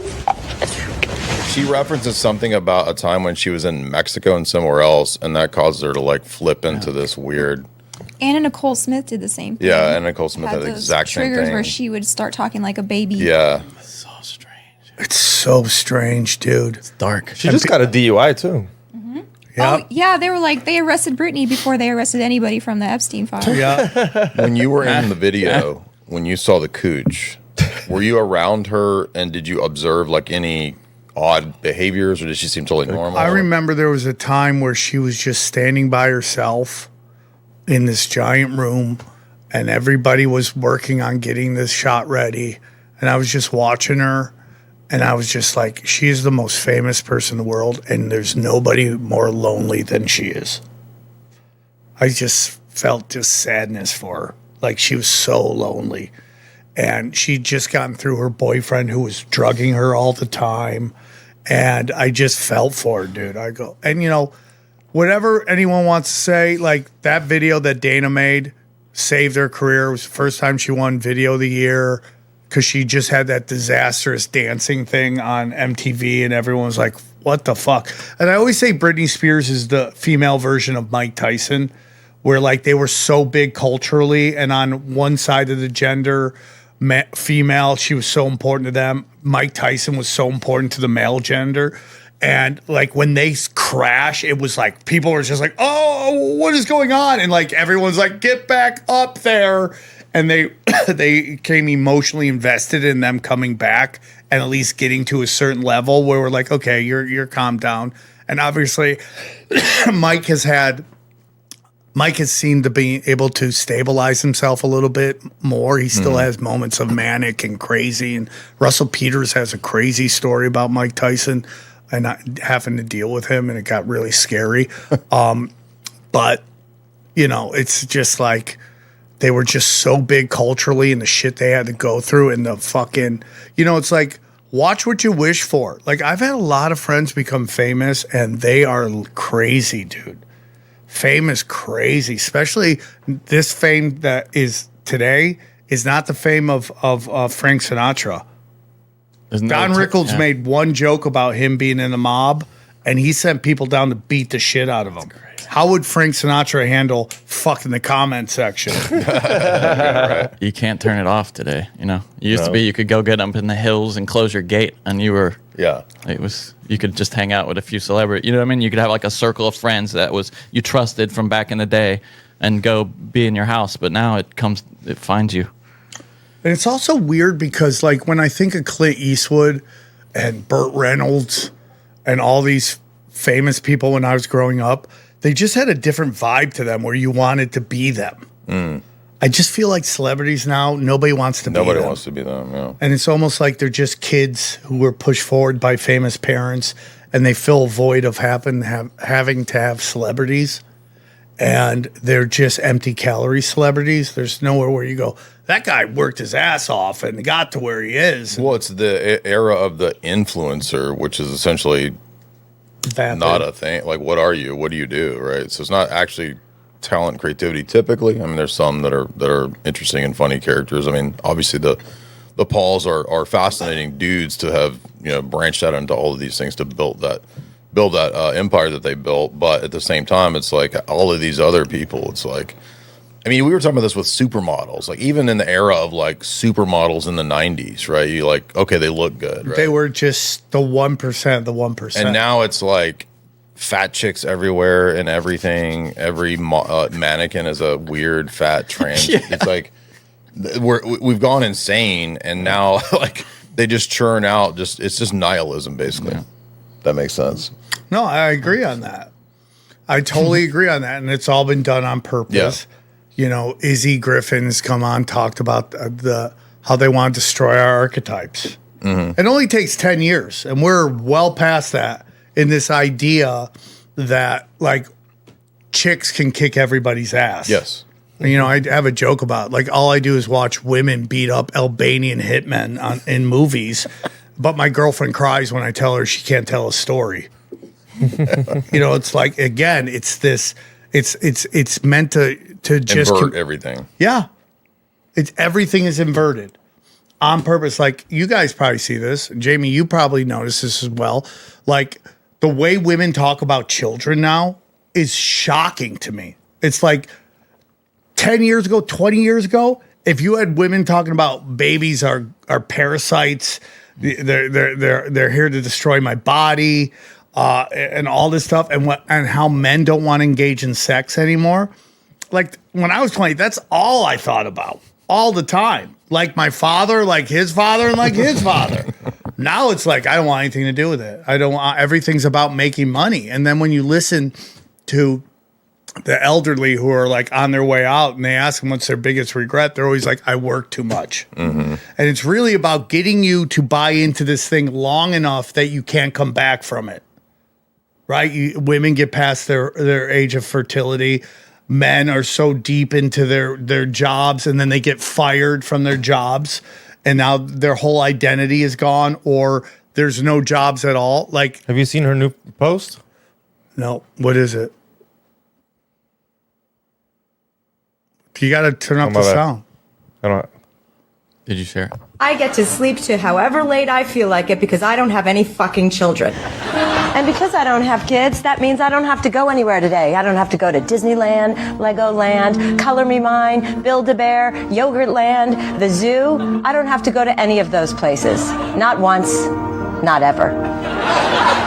Kids, they're not that great. But it's I just woke up. so Don't watch my shit. insane. Don't buy my book. It was just a statement of her It's saying so kids suck. insane for her to say, I have to do that, when in reality, you get to do that. You want to do that. Like, watching your children have a wonderful time. It's denial. She's in Well, denial. she's I was so- just gonna It's say insidious to inculcate that message to deprive people of that. It's super insidious. And everyone knows she's full of shit. Everyone. Couldn't be more obvious. Everyone goes, you're full of shit, and your job is that misery loves company. Yes. And you want everyone to join you in your sad club. And I know so much shit about Chelsea Handler. Like the things that she used to do on her show. She used to show pictures of a gorilla and tell people that it was Lonnie Love's family on crazy. set. That's crazy. On set, she would do that. If you could prove that, you'd just destroy I her have in a day. witnesses. Like, No, no, what I'm saying is, like, if that came out as a Johnny, story, you want to hear something crazy? I tweeted it one time. I lost my Twitter. really, I believe it because that's that if that was weaponized against her, I mean, she's over like instantly because But of the that's people not she's just with. you going against her. Like, that's a brand. That's Yes. money. That's, and they're like, shut him up. Yep. That's crazy. And it's just, That's so funny. I mean, just the thought of like that this mindset is if I'm a stay-at-home mom, I'm a slave. It's just, you ask any guy, would you love to be able to stay home? Every guy that they'd be like, oh, that'd be so much fun. Like every day I wake up, there's a new psyop, there's World War III, there's global warming, there's nukes, there's fucking aliens. But I just keep working, dude. I just, no matter what thrown at me, I still gotta go to work. I still gotta make money because fucking 7 people rely on me to make money, or else they're fucked. Bumfardo, dude, he's the shit, dude. Did you ever see that little clip of the guy trying to explain flat Earth to his mom No, or something? And she goes, "Shut up. I don't care if it's flat. I'd still have to stay here and pay these bitch ass bills." yeah, that's how I feel. Yeah. No matter what happens, if a nuke comes, I pray it lands on me. So funny. Dude. Going back to your first point, I have a lot of more appreciation for normies now. Being kind of a schizo for 20 years, right? It's the normies that make the world go round, and when they ignore all of this stuff, and you're like you said, I have to go make the money and feed the children, and these mundane things actually are what support a Society. thriving society. Yeah. Yes, Yeah. I talk to my friends in recovery that have careers in offices, and I go, I know you guys think I'm kidding. The amount of respect I have for you guys for having to show up in this crazy culture war in an office where you just don't know where the landmines are at any point, at any time. Someone new comes into the office, changes the dynamics. I have so much respect for that. I remember one time I have a couple things that are popping right now. And, it's the first time I've been in a quasi corporate environment. And I was talking to some friends, one's a guy, one's a girl. And we're discussing trying to get funding. I go, yeah, there's going to be a bunch of I was on the call and I go, man, there's going to be a bunch of billionaires there. Man, we got to suck their dicks. And I go, oh my God, I just said that on a corporate phone call. But I never had to do that before. Uh-huh. And now I realize that I have to be, and when I'm on these things, on these calls, I have to become an androgynous robot. Yes, no, yeah. Because you just never know when you're just going to say the wrong thing to the wrong person, and now it's a giant fucking issue. So that the people that deal with that daily, I swear to God, I respect the shit out of you. You guys are content creators too. We traded in a 9 to 5 for 24/7. Yep. There's no. My dad went to work, came home. He had multiple jobs, but his main job was teaching. And when he came home, we left him the fuck alone. My mom was working too. She had to do her thing. And my mom is the hardest worker I know. My dad worked really hard. I was blessed to have two hardworking parents that taught me the importance of hard work. But when my dad came home, left him the fuck alone. Yeah. My dad, you had to wait till you ate. Yeah. Don't bother him until you Don't talk to ate. dad. He worked all day. Give him a moment of fucking silence. Let him be fucking. You could talk to him. You would just regret it instantly. Yeah. Those days are done. And it's fine because I love my children, but it's like that's just the reality of the situation. And they had 9 to 5s. They had their weekends off. They did what they wanted to do. They chilled out. They kicked us out of the fucking house. We went and played all day. It wasn't micromanaging of every moment because of these fucking candy vans everywhere. And it was just a different way of operating. It's not what's happening today. So I do have a lot of respect for those people that have to go into an office, deal with a boss that has childhood trauma still, and like you just do the wrong thing, reminds them of high school, and now you got fucking problems, dog. Now you got fucking problems. Right? So it's like, God bless you. That's all I got to say about that, man. You know, it's crazy. So the Oscars ratings came in 17 million people, you know, which sounds like a big number to me. But they're talking about it's like a half of 10 years ago. Oh, really? And so is this a cultural thing, or is it that the fact that Hollywood isn't putting out movies that inspire us anymore? All of that. And when you talk to like Gen Z, Gen Alpha, dude, they don't know who the Beatles are. They don't know what any of this shit is. They don't know who Elvis, like you go to Vegas, and I remember it used to be you would see Elvis dudes. It's a giant mall. There's no Elvises. Yeah. There's not even strip clubs. It's a mall. So like everything is becoming monoculture. It's all becoming the same type of thing. And like all of these people, they're just becoming essentially the same type of influencer pushing products with the same sort of like globo monoculture idea. So everything's becoming like homogenized, and that's just basically the same for stories, for narratives, for Hollywood, for anything to do with the arts.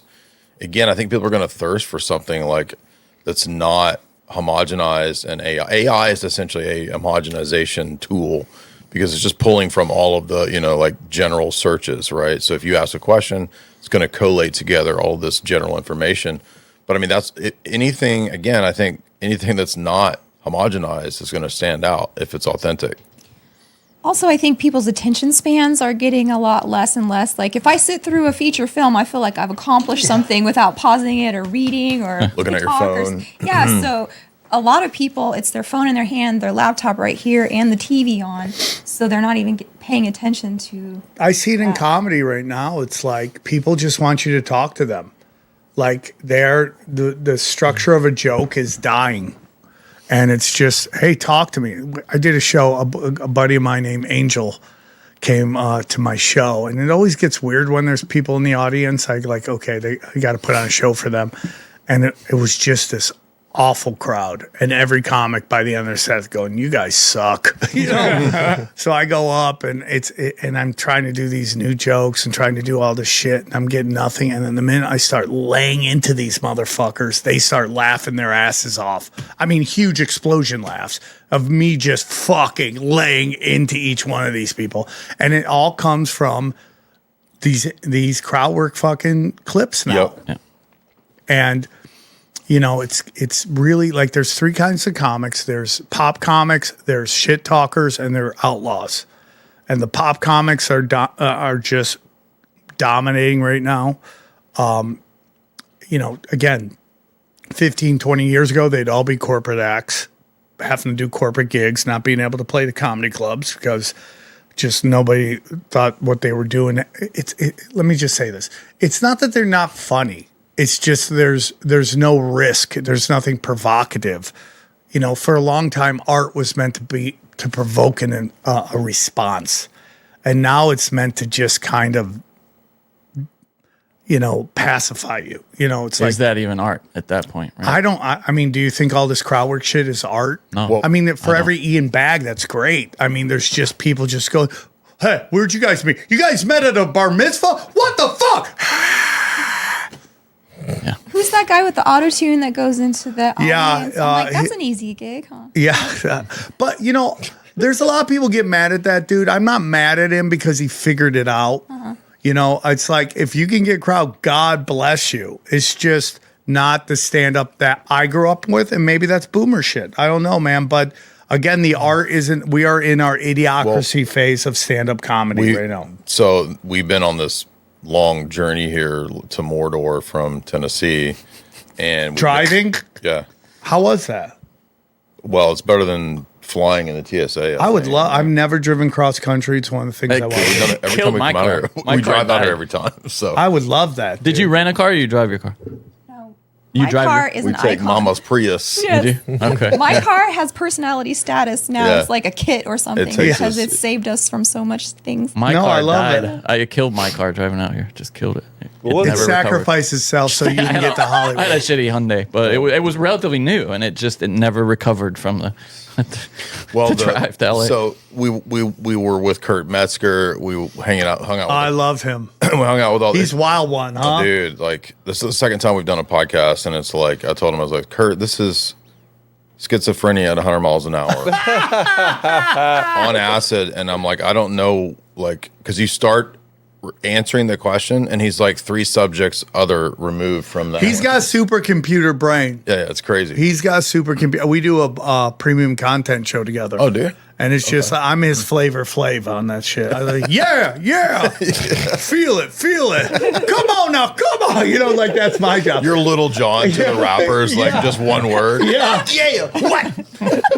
We were in Vegas, and I was doing a podcast, and I hear all this noise, and I go look out the balcony, and it's Little John has a residency in Vegas, and they're Really? everybody's down there partying, and it's like That's so fun. Little John is still just doing what?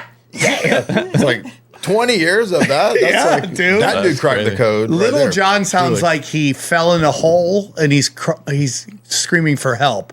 What? Yeah. Okay. You're like, are you okay down there? Okay. Yep. But do 20 years of that, like that dude cracked the code. So, Yeah. but all the comedians said what you just said. They said, because Jamie Kennedy was talking about it, his guy Kyle was talking about it. They were like, every time we go somewhere, you know, we have these like jokes, and then the people want you to just go mad on the crowd. They just want you to riff on them. And, Yeah. And he's like, so I had to start doing that, which I'm not used to doing. That's what Kyle was saying. And they said that was the only thing that resonated was like ripping on the crowd. It's like, It's Yeah. the roast thing too. That roast culture, kind of Exactly. Yeah, Yeah, I and the grew debate from there. culture. Yeah, But it also fits into like why live streams do better than recorded episodes because they are part of the show. When Yes. they love when you show their comment. It's like it's and Dude, God if you bless do- them. Without them, we wouldn't have anything. So you know, Johnny, I'll show every fucking comment, dude. Johnny's like, stop showing the comments. I'm like, I love that. So there's premium, and then you go live. So you can pre-record and then kind of show like it's live. It's premium, but people live. Is this live? And they'll figure it's They not live, care, and they yeah. don't like it. They want No, it dude, when to I be do it, when I live. post a live. premiere, it's like they'll be like, "Is this live? Fuck this." Yeah, And they then- say fuck this. Like they we really did- want we it did live. We did a 6-hour live stream on Oh Epstein. my God, how'd you do that? Oh, we did it all the time. We did a 6-hour live stream on Epstein, 70,000 views for 6 hours of content when I was covering Epstein. So, like, I guess we chose the right thing by doing everything live because, I mean, I remember I had a phase where I was trying to do really high quality edited videos and paying somebody to do that Yeah. kind of stuff. Yeah, And we it's tried like, that, yeah. What's the point No. when like you do a live stream and it's like you make 5 times that? And they super chat in there. They'll throw you money. They'll ask you a question. When It's I a was lot young, better, yeah. Ari Shafir Ari Shafir has just dropped so much gold on me, which is weird because he's Jewish. You think he'd want to keep it, but he would say stuff to me and it would just like resonate with me. And one thing he said to me was, "This is really early in our journey in comedy." He's like, "Sam, you're trying to work up here, and everybody else is working here." And I'm what was he mean? Did he mean energy? What did he IQ? mean? Do you Energy? mean like tech- like my comedy. Like I was always I wanted every bit to be a closer. Gotcha. Yeah. It could close a show. It would be that, and that's what would make the rotation. And everyone else is trying to do, you know. I'm making stew, man. You're you ever try to you're make exhausting. stew, dude? You put some carrots in there, and I'm like, oh, that's not real. And you're like, I used to call it I love ice cream comedy. You know? Sam, that happened to me this weekend. So I did that show with Bakersfield with you, and I did my set. And then I went to go do Nitty's show at the Belly Room with 30 people, tried that same set, and everyone else did just bullshit, did way better than me. And I was like, they're not even writing anything. And that's what they said. Just do that. Just go up there and talk to these people, and you'll do way better. That's all they want is just like, because, you know, it also comes in the fact that we live in this time right now that there's so much information and so much of it is dark that they want to escape from that, and they just want to turn their brains off. Yep. When Bill Hicks and George Carlin were roaming the earth, they got their news. 1 hour was national news, 1 hour was local news, and then the newspaper, and that was the end of it. So they were still hungry for like something. Now they just want to forget. That's such a good point. Yeah. You know, and you have to remember that. So it's like, if you're going to do a bit, a really smart bit, you got to figure out a way to make it easily digestible so that it just doesn't trigger them into the world is burning. I had a question for you because I asked Jamie Kennedy this because he said something very similar to what you said. When you go out there and let's say you're at some place where you see a crowd, because I remember one of the funniest things that we've ever seen live was when you took us to the Comedy Store and you were up there.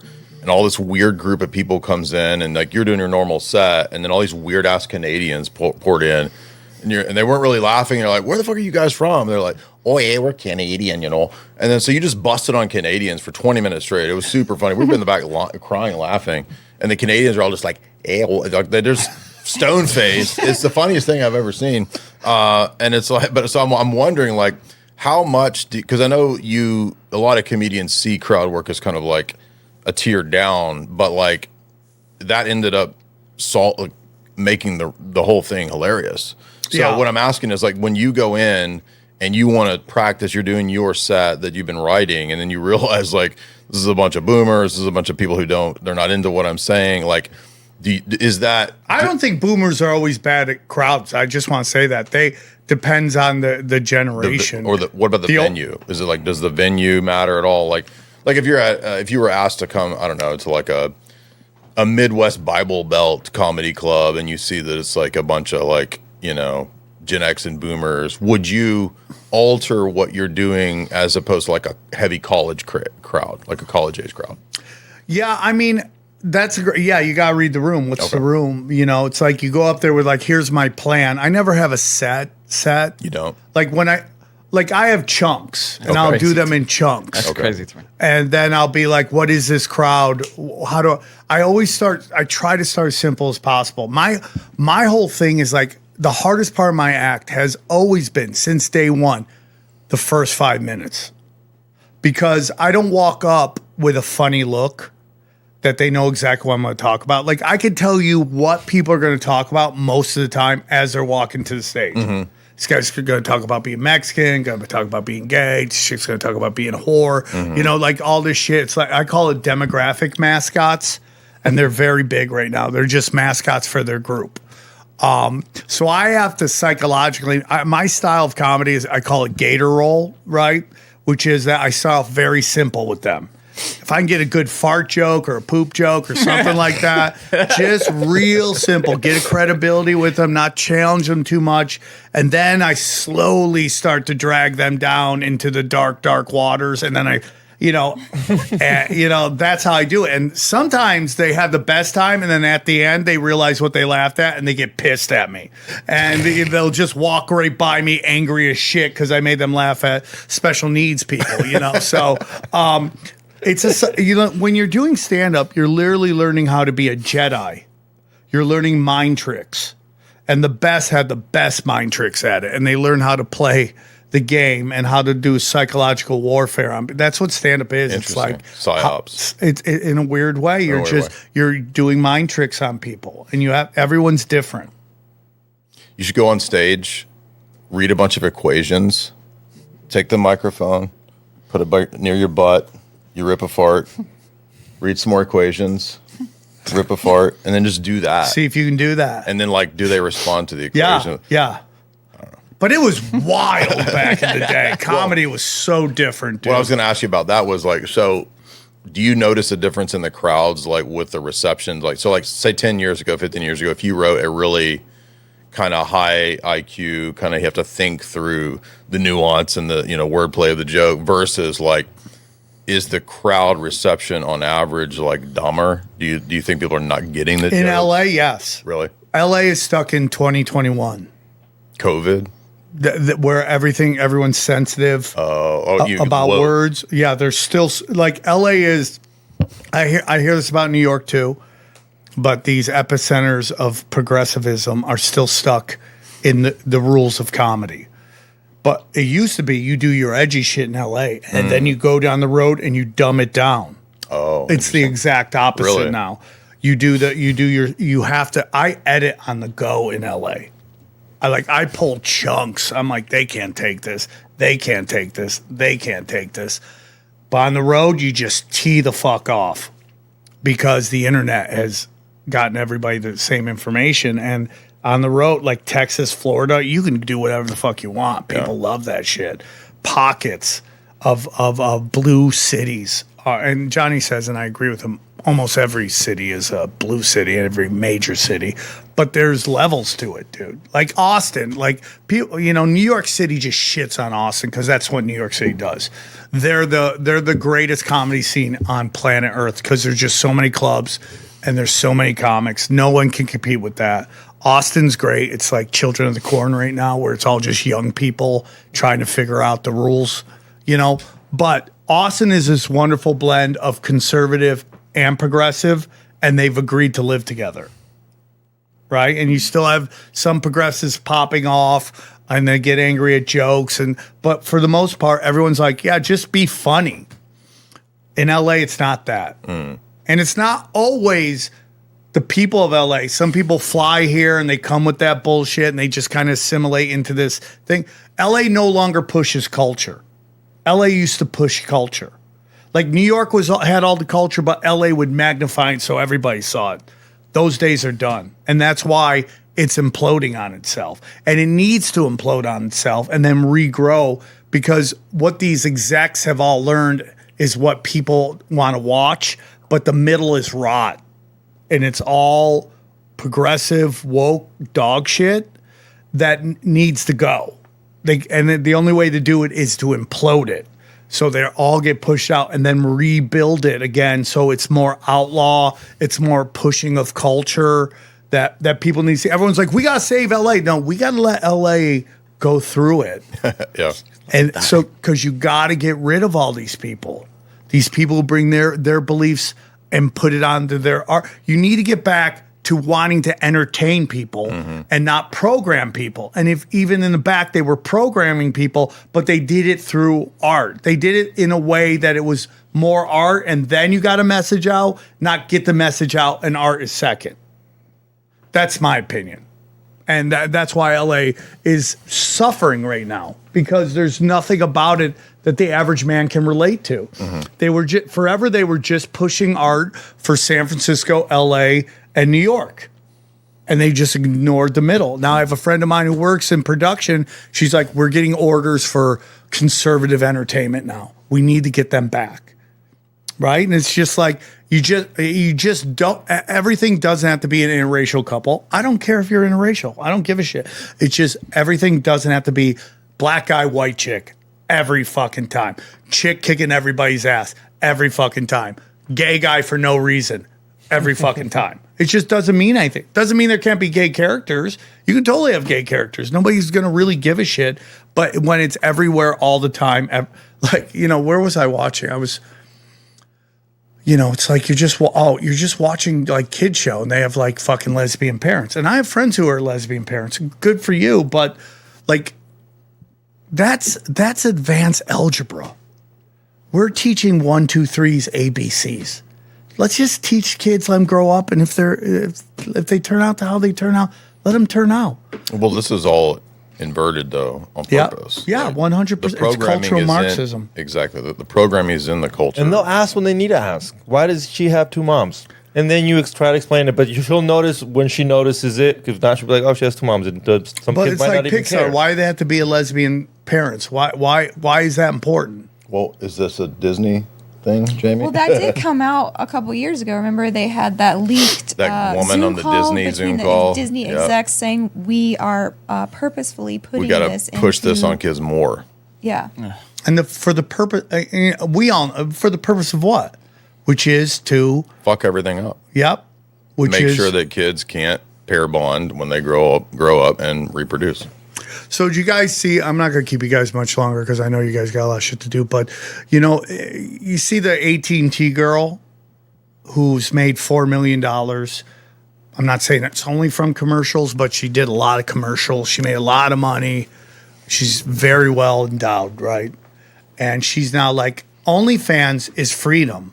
OnlyFans is like pushing back against our culture, says women shouldn't show their bodies and everything. And I just want to ask her, like, where are you from? Like what year are you from? Because that's not 2026.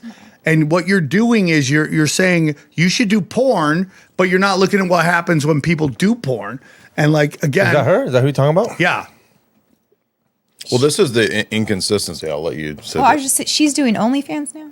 Well, she's doing the most mild version of it, which is like her in lingerie. Oh, okay. But what she doesn't tell you that. She's just saying you should do porn because it's empowering. And I don't understand how that is empowering. It just But at the same time, the feminists are saying that women are objectified. So it's like, I was in college and I had classes by professors that were, rabid feminists. And even in the midst of those classes, when they're trying to, brainwash and inculcate this into everybody, they're like, well, it's hard to figure out, like, is female circumcision liberty and freedom, or is that something that hurts women? Is doing porn liberating, or is that objectifying women? And this is the obvious contradiction in these positions. Like, you cannot make this radical left position make sense when it is built on constant contradictions. I just did a debate with that crazy leftist dude, Brian Shapiro. He says he's not leftist, but all of his positions are leftist. And like every 2 minutes, it's like the whole 2.5 hours of him, like he'd say one thing and then it's like a contradiction like a minute later. This whole worldview is intentionally mindfuck contradiction, and it's intended to mess everyone up. We just talked about this with Jamie Kennedy yesterday. He was like, why is a big age gap relationship predatory, but a 20-year-old doing OnlyFans empowering, like you said? So that's why I think it's really important. Real quick, sorry, and pin that thought.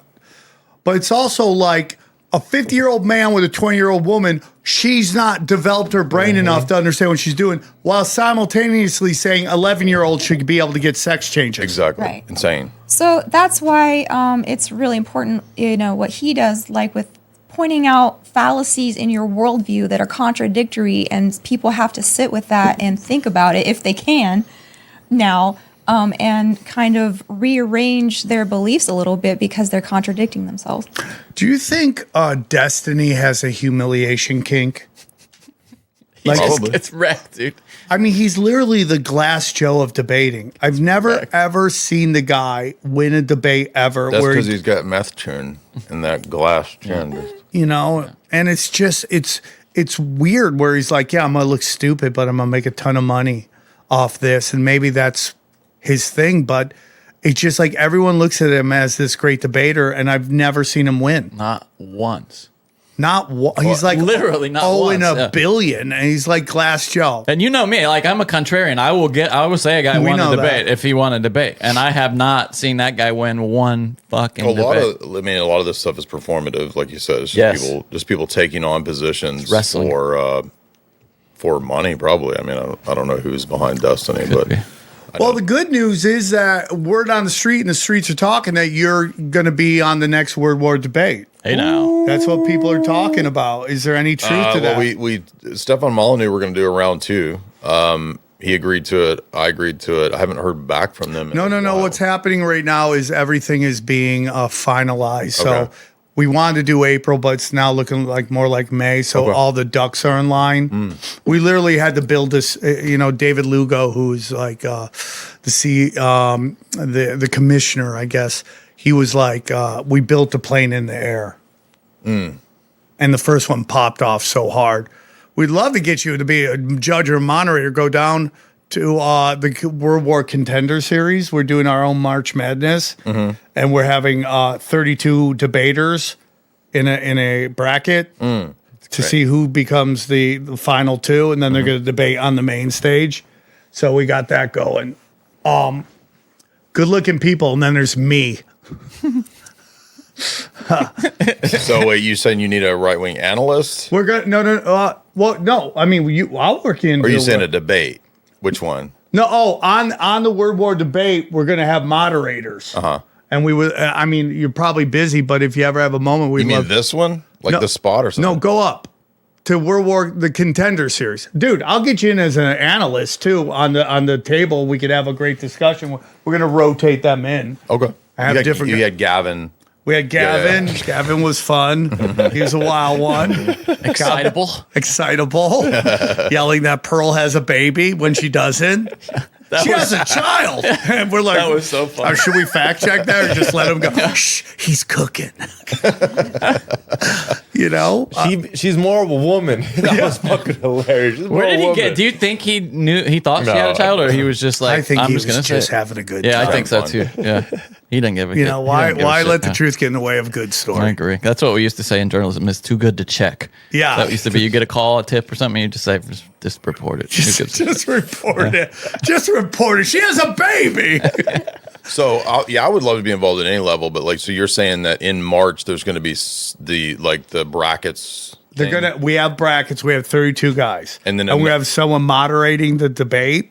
Okay. If we could ever use you, you'd love to do it. I know you're super busy, but it's. I think it's going to blow the fuck up. And this is not for April, May thing. No, this is separate. So there's a Word War debate. That's the main event. That's our UFCs. Our events. And that'll be remote, right? The Contenders thing. The Contender Series will be on the internet. Oh, I see.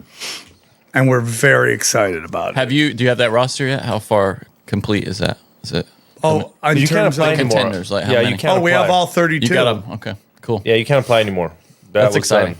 It is exciting, dude. I like that. And hopefully we'll have our William Hungs, where they just are so fucking I didn't even think of their own thing. She banged. Maybe we should hire William Hung just as an entertainment one time.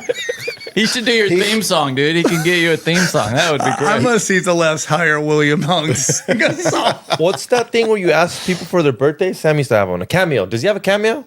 I bet you William Hung has a cameo. He should. Yeah, he must. I am so excited about what the big contender series. I'm like, let's go, bro. Let's go. If you can't get him, then the last mystery boss, the final boss, is an AI William Hung that you have to debate. Yeah. So, final question. We are in a crazy place right now culturally. Whatever you think Twitter is, okay, Twitter good, Twitter bad. There's some good, there's some bad. But it seems, I tweeted this the other day, Twitter is like the 90s. Where you could just say whatever you wanted to say and people had reactions to it, but it seemed to be like, you could say what you want. Let's go for it. We're now seeing, oh yeah, dude. You can get it, Sam. How much is he charging? Only $33? It's been a while since William Hung was a I don't care, dude. Figure. That is gold, bro. Also, you can, and there's only 8 videos at this time. There's a lot more William Hung than there used to be. I want to book a business lecture. Like, what is the business? Oh no! Because there's two different. They won't. If you use it to make money, they charge more. Oh, I see.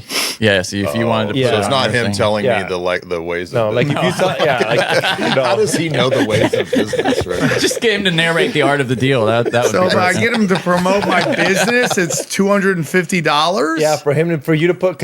If it's a birthday, it's probably $33. But for you to say, can you tell him to go to the Contender Series? That's probably $250. Like he has a pep talk too. So if you feel like shit, like this guy will pep talk you. Oh, let's hear that. Play the example. Can you share it? Is it on share?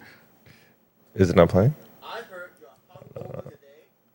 Give me a second. I heard you're hungover you should today. Say you're William hungover today. Yeah, so you missed a real opportunity. Missed out on obvious. Well, you know, at one point he had made more money than anybody else on American Idol. No, I didn't know. Because at the time they didn't contract these guys that if you didn't make it to the main one, you could go.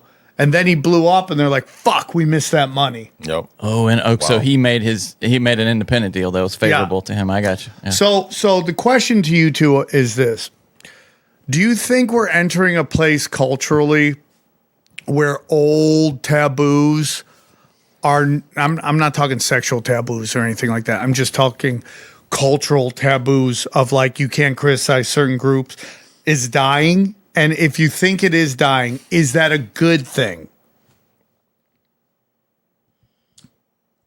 Go first. Well, I think last time we were on, we were talking about this, and we were talking because just had Leonardo on my podcast, and we were talking about all kinds of crazy stuff. And then I came on with you, and we were talking about how the comedians move the Overton window back. You guys are the tip of the spear in terms of like free speech in the culture, and so you guys break the mold of what you're not able to talk about, and then that tends to kind of swing the Overton window back, which is why they have to control comedy. They have to make sure that Bingo. that shit gets shut Comedians down. and content creators, the most censored group because they can create art without bankers' money. And it moves Overton window back away from the dystopian woke shit. So it is good that that is breaking. My only concern now is like with this whole theme of this podcast ended up being like, now it's the algorithmic boss that's going to shadow ban and push shit and make, as you said, everyone dumb. The TikTok infinite stuff is just intended, the slop is there to make everybody dumb. So how we navigate this, I don't know. Because our challenge is, you know, we've grown the YouTube channel pretty well. We've almost at 200K. Twitter is doing great. We're doing, well there as well. But you're always against like this new AI algorithmic boss, and then the challenge of making high IQ content. I think we have high IQ content. You guys are high IQ. How do you guys translate? are high value males.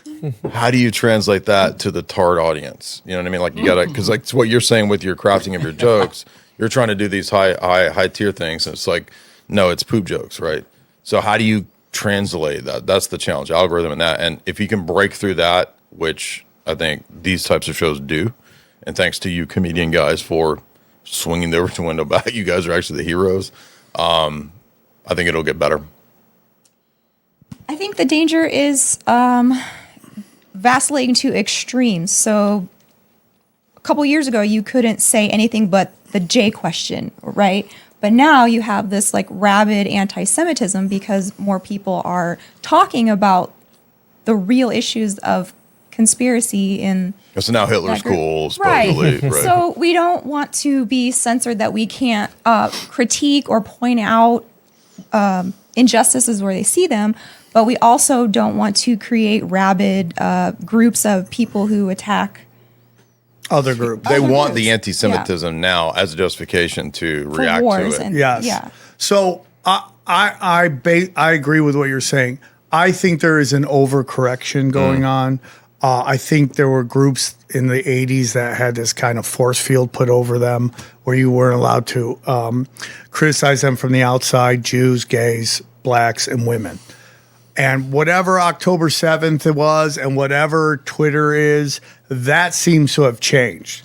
And you're right. There's going to be an overcorrection where it's going to get into Hitler was a good guy, and he's a piece of shit. But I think that overcorrection will have a correction back to the norm. And the craziness that we've seen in progressivism that basically tells us not to believe our eyes, our ears, or the wisdom of our experiences, that will die off. It will always be there. Everyone's like, woke is trying to make a way back. It can do whatever it wants to. It doesn't mean it's going to have like the footing that it had before, because corporations have learned if they go woke, it destroys their company. So they know. So like the whole PSYOP, I always called the progressive left the American ISIS, because they were a small, well-funded extremist group that was magnified, acting like they were just this powerful group. And in reality, the truth was, during the cancel culture, couple tweets, and then the corporation would instantly react before the jury could decide whether that was an offense or not, which made it seem like they were powerful. Yeah. And now that's gone.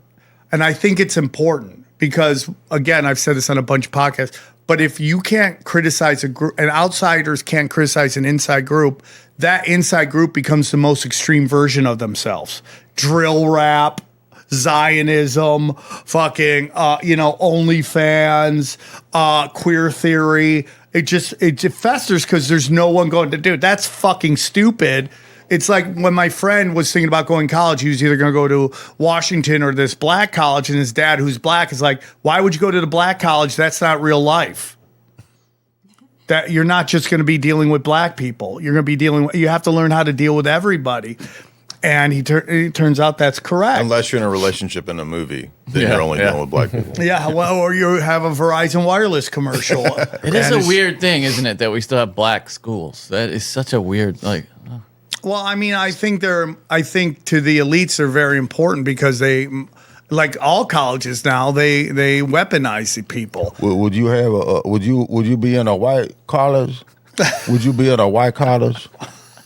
Johnny, would you go to a white? Well, you a beta. You a beta.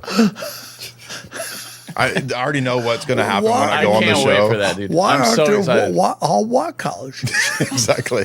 I'm going to sit down and go, do you love white people?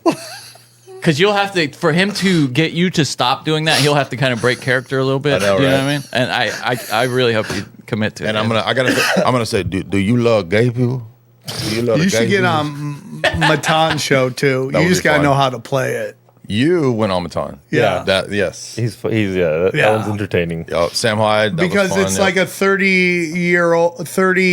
years comic versus a 17, 18-year-old. troll, It's like, Yeah. it's just like, what are you going to say? I know how to play. I've been right. dealing with that. You've been dealing with this, my yeah. whole time. And I love him. He's a nice guy. I'm trying to get him into comedy shows, but it could go bad.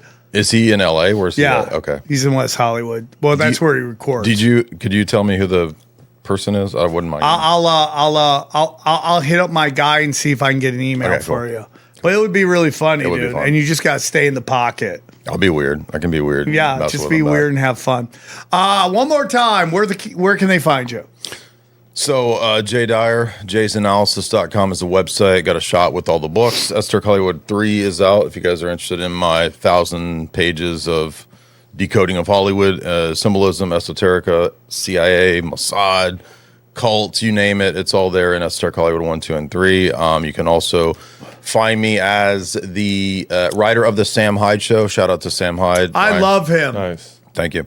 We had a great first season. We're pretty much done with the first season of Sam Hyde Show. That feminist. So you did the one with the feminists when they were there, and it's like a bunch of females. It's like and a he's talk there. show with feminists. Yeah, No. That's so MDE is World Peace. That's $1 Million Stream. That's Nick and Sam and Charles. And I then love Nick. separate. Yeah, Nick's great. And separate is Sam Hyde Show, which like if you saw Dear Elon, that popped off, had like 20 million views. Dear Vivek had like 5-10 million views. So and then all the interviews with like the dude that drinks pee and I think they had Jesse Lee Peterson. So that's Sam Hyde Show. So we've been writing for that for the first season. So you can check that out. Also, I host Alex Jones. I'll be hosting Alex Jones Friday. Most Fridays, 4th hour. And you find me on Twitter under Jay Dyer. And Jamie, tell them about yours. If you go to YouTube, you can just search up my name, Jamie Hanshaw, and my channel will come up on that. So we have a bunch of stuff coming up next month about the Dalai Lama who appeared in the Epstein files. I don't know. We could do a And was remote a show if you're CIA interested operative, in that. declassified CIA. So you wouldn't believe what I found out about Tantra, about Buddhism, about the Dalai Lama, and about Tibet and all of that. It is going to be really groundbreaking, interesting stuff that no one's heard about yoga and Oh, come on, possession. talk about it once it's out. Yeah.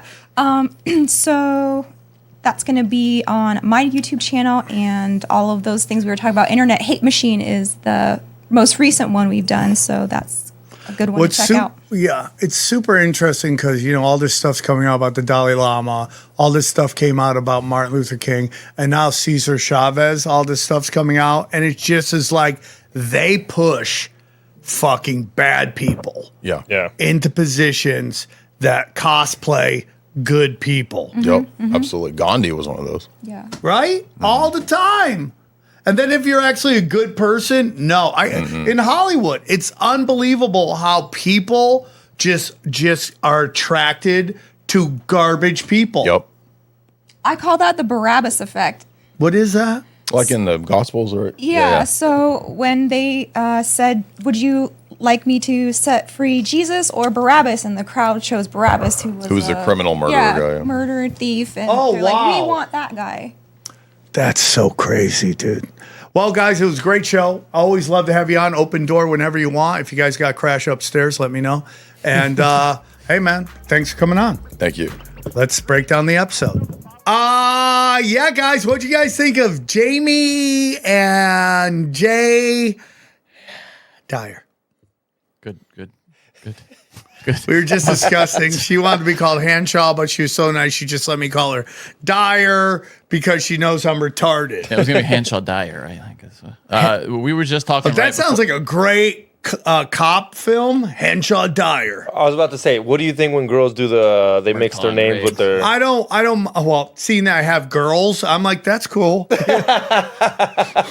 Oh yeah, because your name on. I mean, dude, I might have to keep pumping, dude, until I get a boy. I need my name to keep going. But you can do the hyphenate. That's what I'm saying. Hyphenate's cool. My sister got the hyphenate. We didn't ask for it. It was her thing. I mean, depends on how traditional the woman wants to get.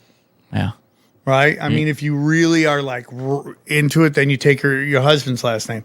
If you're just like, I love my family. I wouldn't care if they did it. You know? So we were just talking before this about Iggy Azalea freestyling. I think this is it right here. You won't see it. On the red light, stop to move on the way train. Master, she know the pants got put like a black director. Veteran did like go like that. You gotta get a bitch back to the rapture. Wipe the road like a roof. She roof top of the wing. When I win, they good like she got hoes on her. What the fuck? She's just garbage, dude. Now listen, they're trying to do subtitles on it, and it's just like but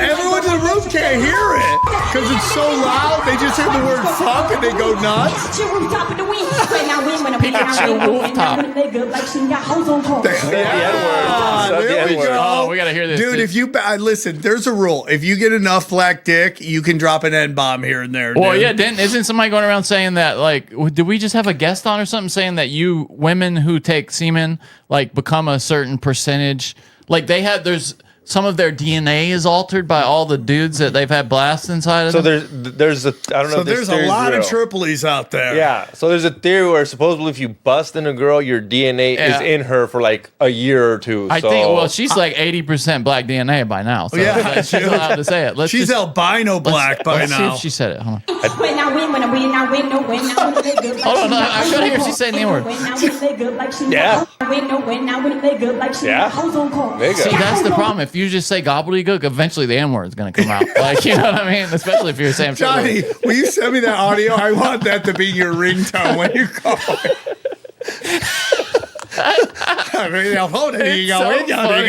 Should that be the theme song for Broken Sim? Is the question. You should put that in there. Bingo, ding, dong, Master, she know the pants got put like a black director. Veteran did like go like that. You gotta get a bitch back to the rapture. Wipe me stroke like a blow like a roof. She roof top of the wing. When I win. Got hoes on call to come through, take a protocol. Just damaging, that's my protocol. This many attorneys on slow, no camera. I don't care who you are. No killer rap, gotta give it to you raw. Bitch, one point, put a piece in your joint. Gotta twist this beat, I'm spraying my joint. Try to crack back, walk to the pop, who knows you red, you know, diggy, yeah, And dude, she looks like she's killing it too. Like her confidence level because is her 10 out of 10. retards love her. Oh my god! I'm big, so she ass. does the song "I'm So Fancy," and then the next episode, then the next one, all these female black rappers are like, "She's a culture vulture," and it just all went away. Yeah, they did. They killed it. Yeah, they killed her kind of. She moved. Now. She like just ran away from home at 16, went to New York, banged every black guy that said he owned a record label, and then she's like, "What about bang down ding oh hang on hang down hang on bang bang bang." What a legend! What a legend! You got any dates, Sam? I heard you did. Yeah, go to samtripoli.com, hit up the dates. Wingo dingo bungo dingo. We're gonna do that on stage at Batavia. That should be you don't get rid of the opening. Just make that the ending. I'll put it under the open, like, and you'll just hear her under, like, if that works, I would love that. Batavia this week. Thursday. I'm there tonight. You're there Thursday. Holy crap! Yeah. No. Sorry. This is next week. Next week is Batavia, Raleigh, Atlanta, By the way, going to Magic City if you want to come join me. Hamilton, Toronto. Is Howie going to be there? Yeah. Howie, you go find Howie and Sam. He already said he's going to Magic City. Dallas, Fort Worth, Huntington. My special, I am shooting it on May 22nd. Then I'm going June. I'm going to Albuquerque. And then the 1000th episode. Then Kansas. Then Tulsa. And then finishing it out at the mothership in Austin. Thank you. Bingo, wingo, wingo, dingo, wingo, bingo, Dude, it's dingo. the funniest piece of footage. It's so funny, bro. All my premium content, guys. You guys got to check it out. The best stuff. We had a Kurt and Sam, a return of Kurt and Sam. Then whatever this is one of the best. Deep Conspiracy Rewinds. Cash Daddies, talk about it. Yeah, how he's been in this rough economy with the Iran war, sending everything in the random directions. He's doing it. It's a good place to learn how to prepare for retirement. That's he just gave it away there, didn't he? I go up, did he? Yeah, he said he's buying spy calls. Buy some spy calls now. If you want to. Buy some spy calls and don't even bother the fucking buying the Patreon. Why would you? No, but it's really there's a Discord of people that are just sharing ideas. It's kind of like Wall Street Bets, but with people who aren't just total degenerates. Yeah, people making money. Yeah. Okay, I'll go back.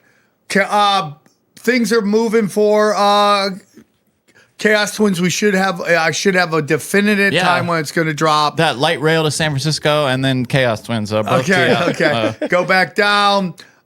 We got tinfoil hat t-shirts. Love it. Go down. How could he get my news? Bang. One of the best shirts of all time. Tinfoil hat, flat earth. Look at everybody on it. That's how old this shirt is. Tim Dillon was just blowing up. Ariana Grande's on it. It's a flat earth. It's a great episode. Duncan Trussell's on it. Trump's on it. Hillary's on it. Gotta get Duncan back on. Anytime. I'd love that. Yeah, I have to hit him up, see if he'll do the show. Of course he would. Yeah, last 3 of these available. He's doing stand up with Jason Tebow. He'll that poor guy. It's all sold out. There's only a small left. Only 3 left of these. So are you a twink in need of a t-shirt? Come Twink's gonna twink, bro. $20. I'll take it home. Twinks be twinking, dude. Go back down. Nope. Go back to the actual website. Bumfardo. It's so funny. And buy gold and silver, guys. Wolfpack Gold, Mineral King, helping him out, making it happen. Hydrogen brown gas, Harley Ray, get your crystals, your candles, everything.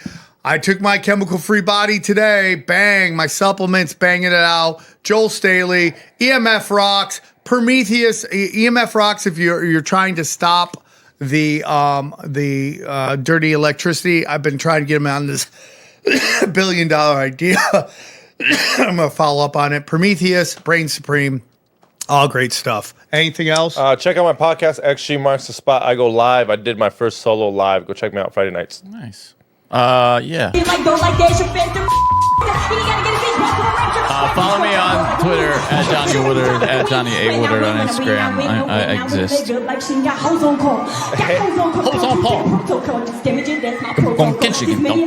It's almost like that. I don't care who you are. I made one line up. Well, you also have to throw in there that she's Australian.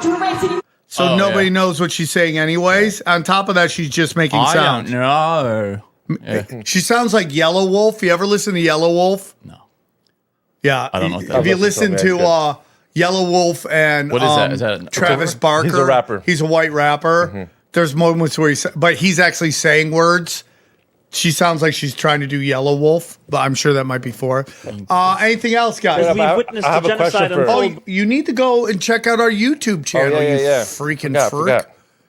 But wait up, I have a question for Johnny. My co-host watches Broken Sim, and she was also... Sorry, apologies, sir. She's also a GATE kids program, and she wanted me to ask you... She's a kids program? A GATE. She went to GATE like you. The GATE program. Yeah. And she said that on Broken Sim, you woke up your girlfriend. Like, you sat there. Yeah. That's weird.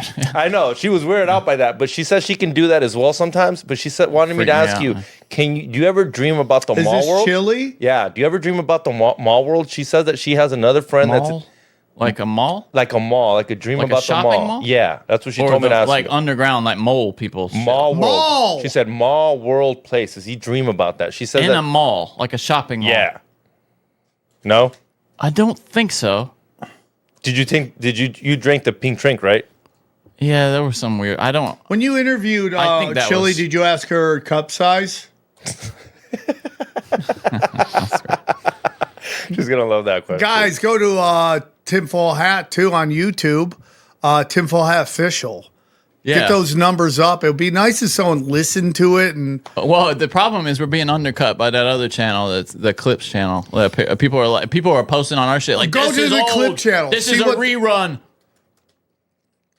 Yeah, look, it even comes up in the fucking recommended search. Tinfoil Hat Clips. It's like the first one to come up when you type. It's all right. It don't I mean, do it's it. not like it's going way better, dude. No, but it's. I mean, it's taking some. It's the same though. Look, it's 5,000 views on that 5,400. that one that just came out. It's so crazy. The episodes you think would just blow up.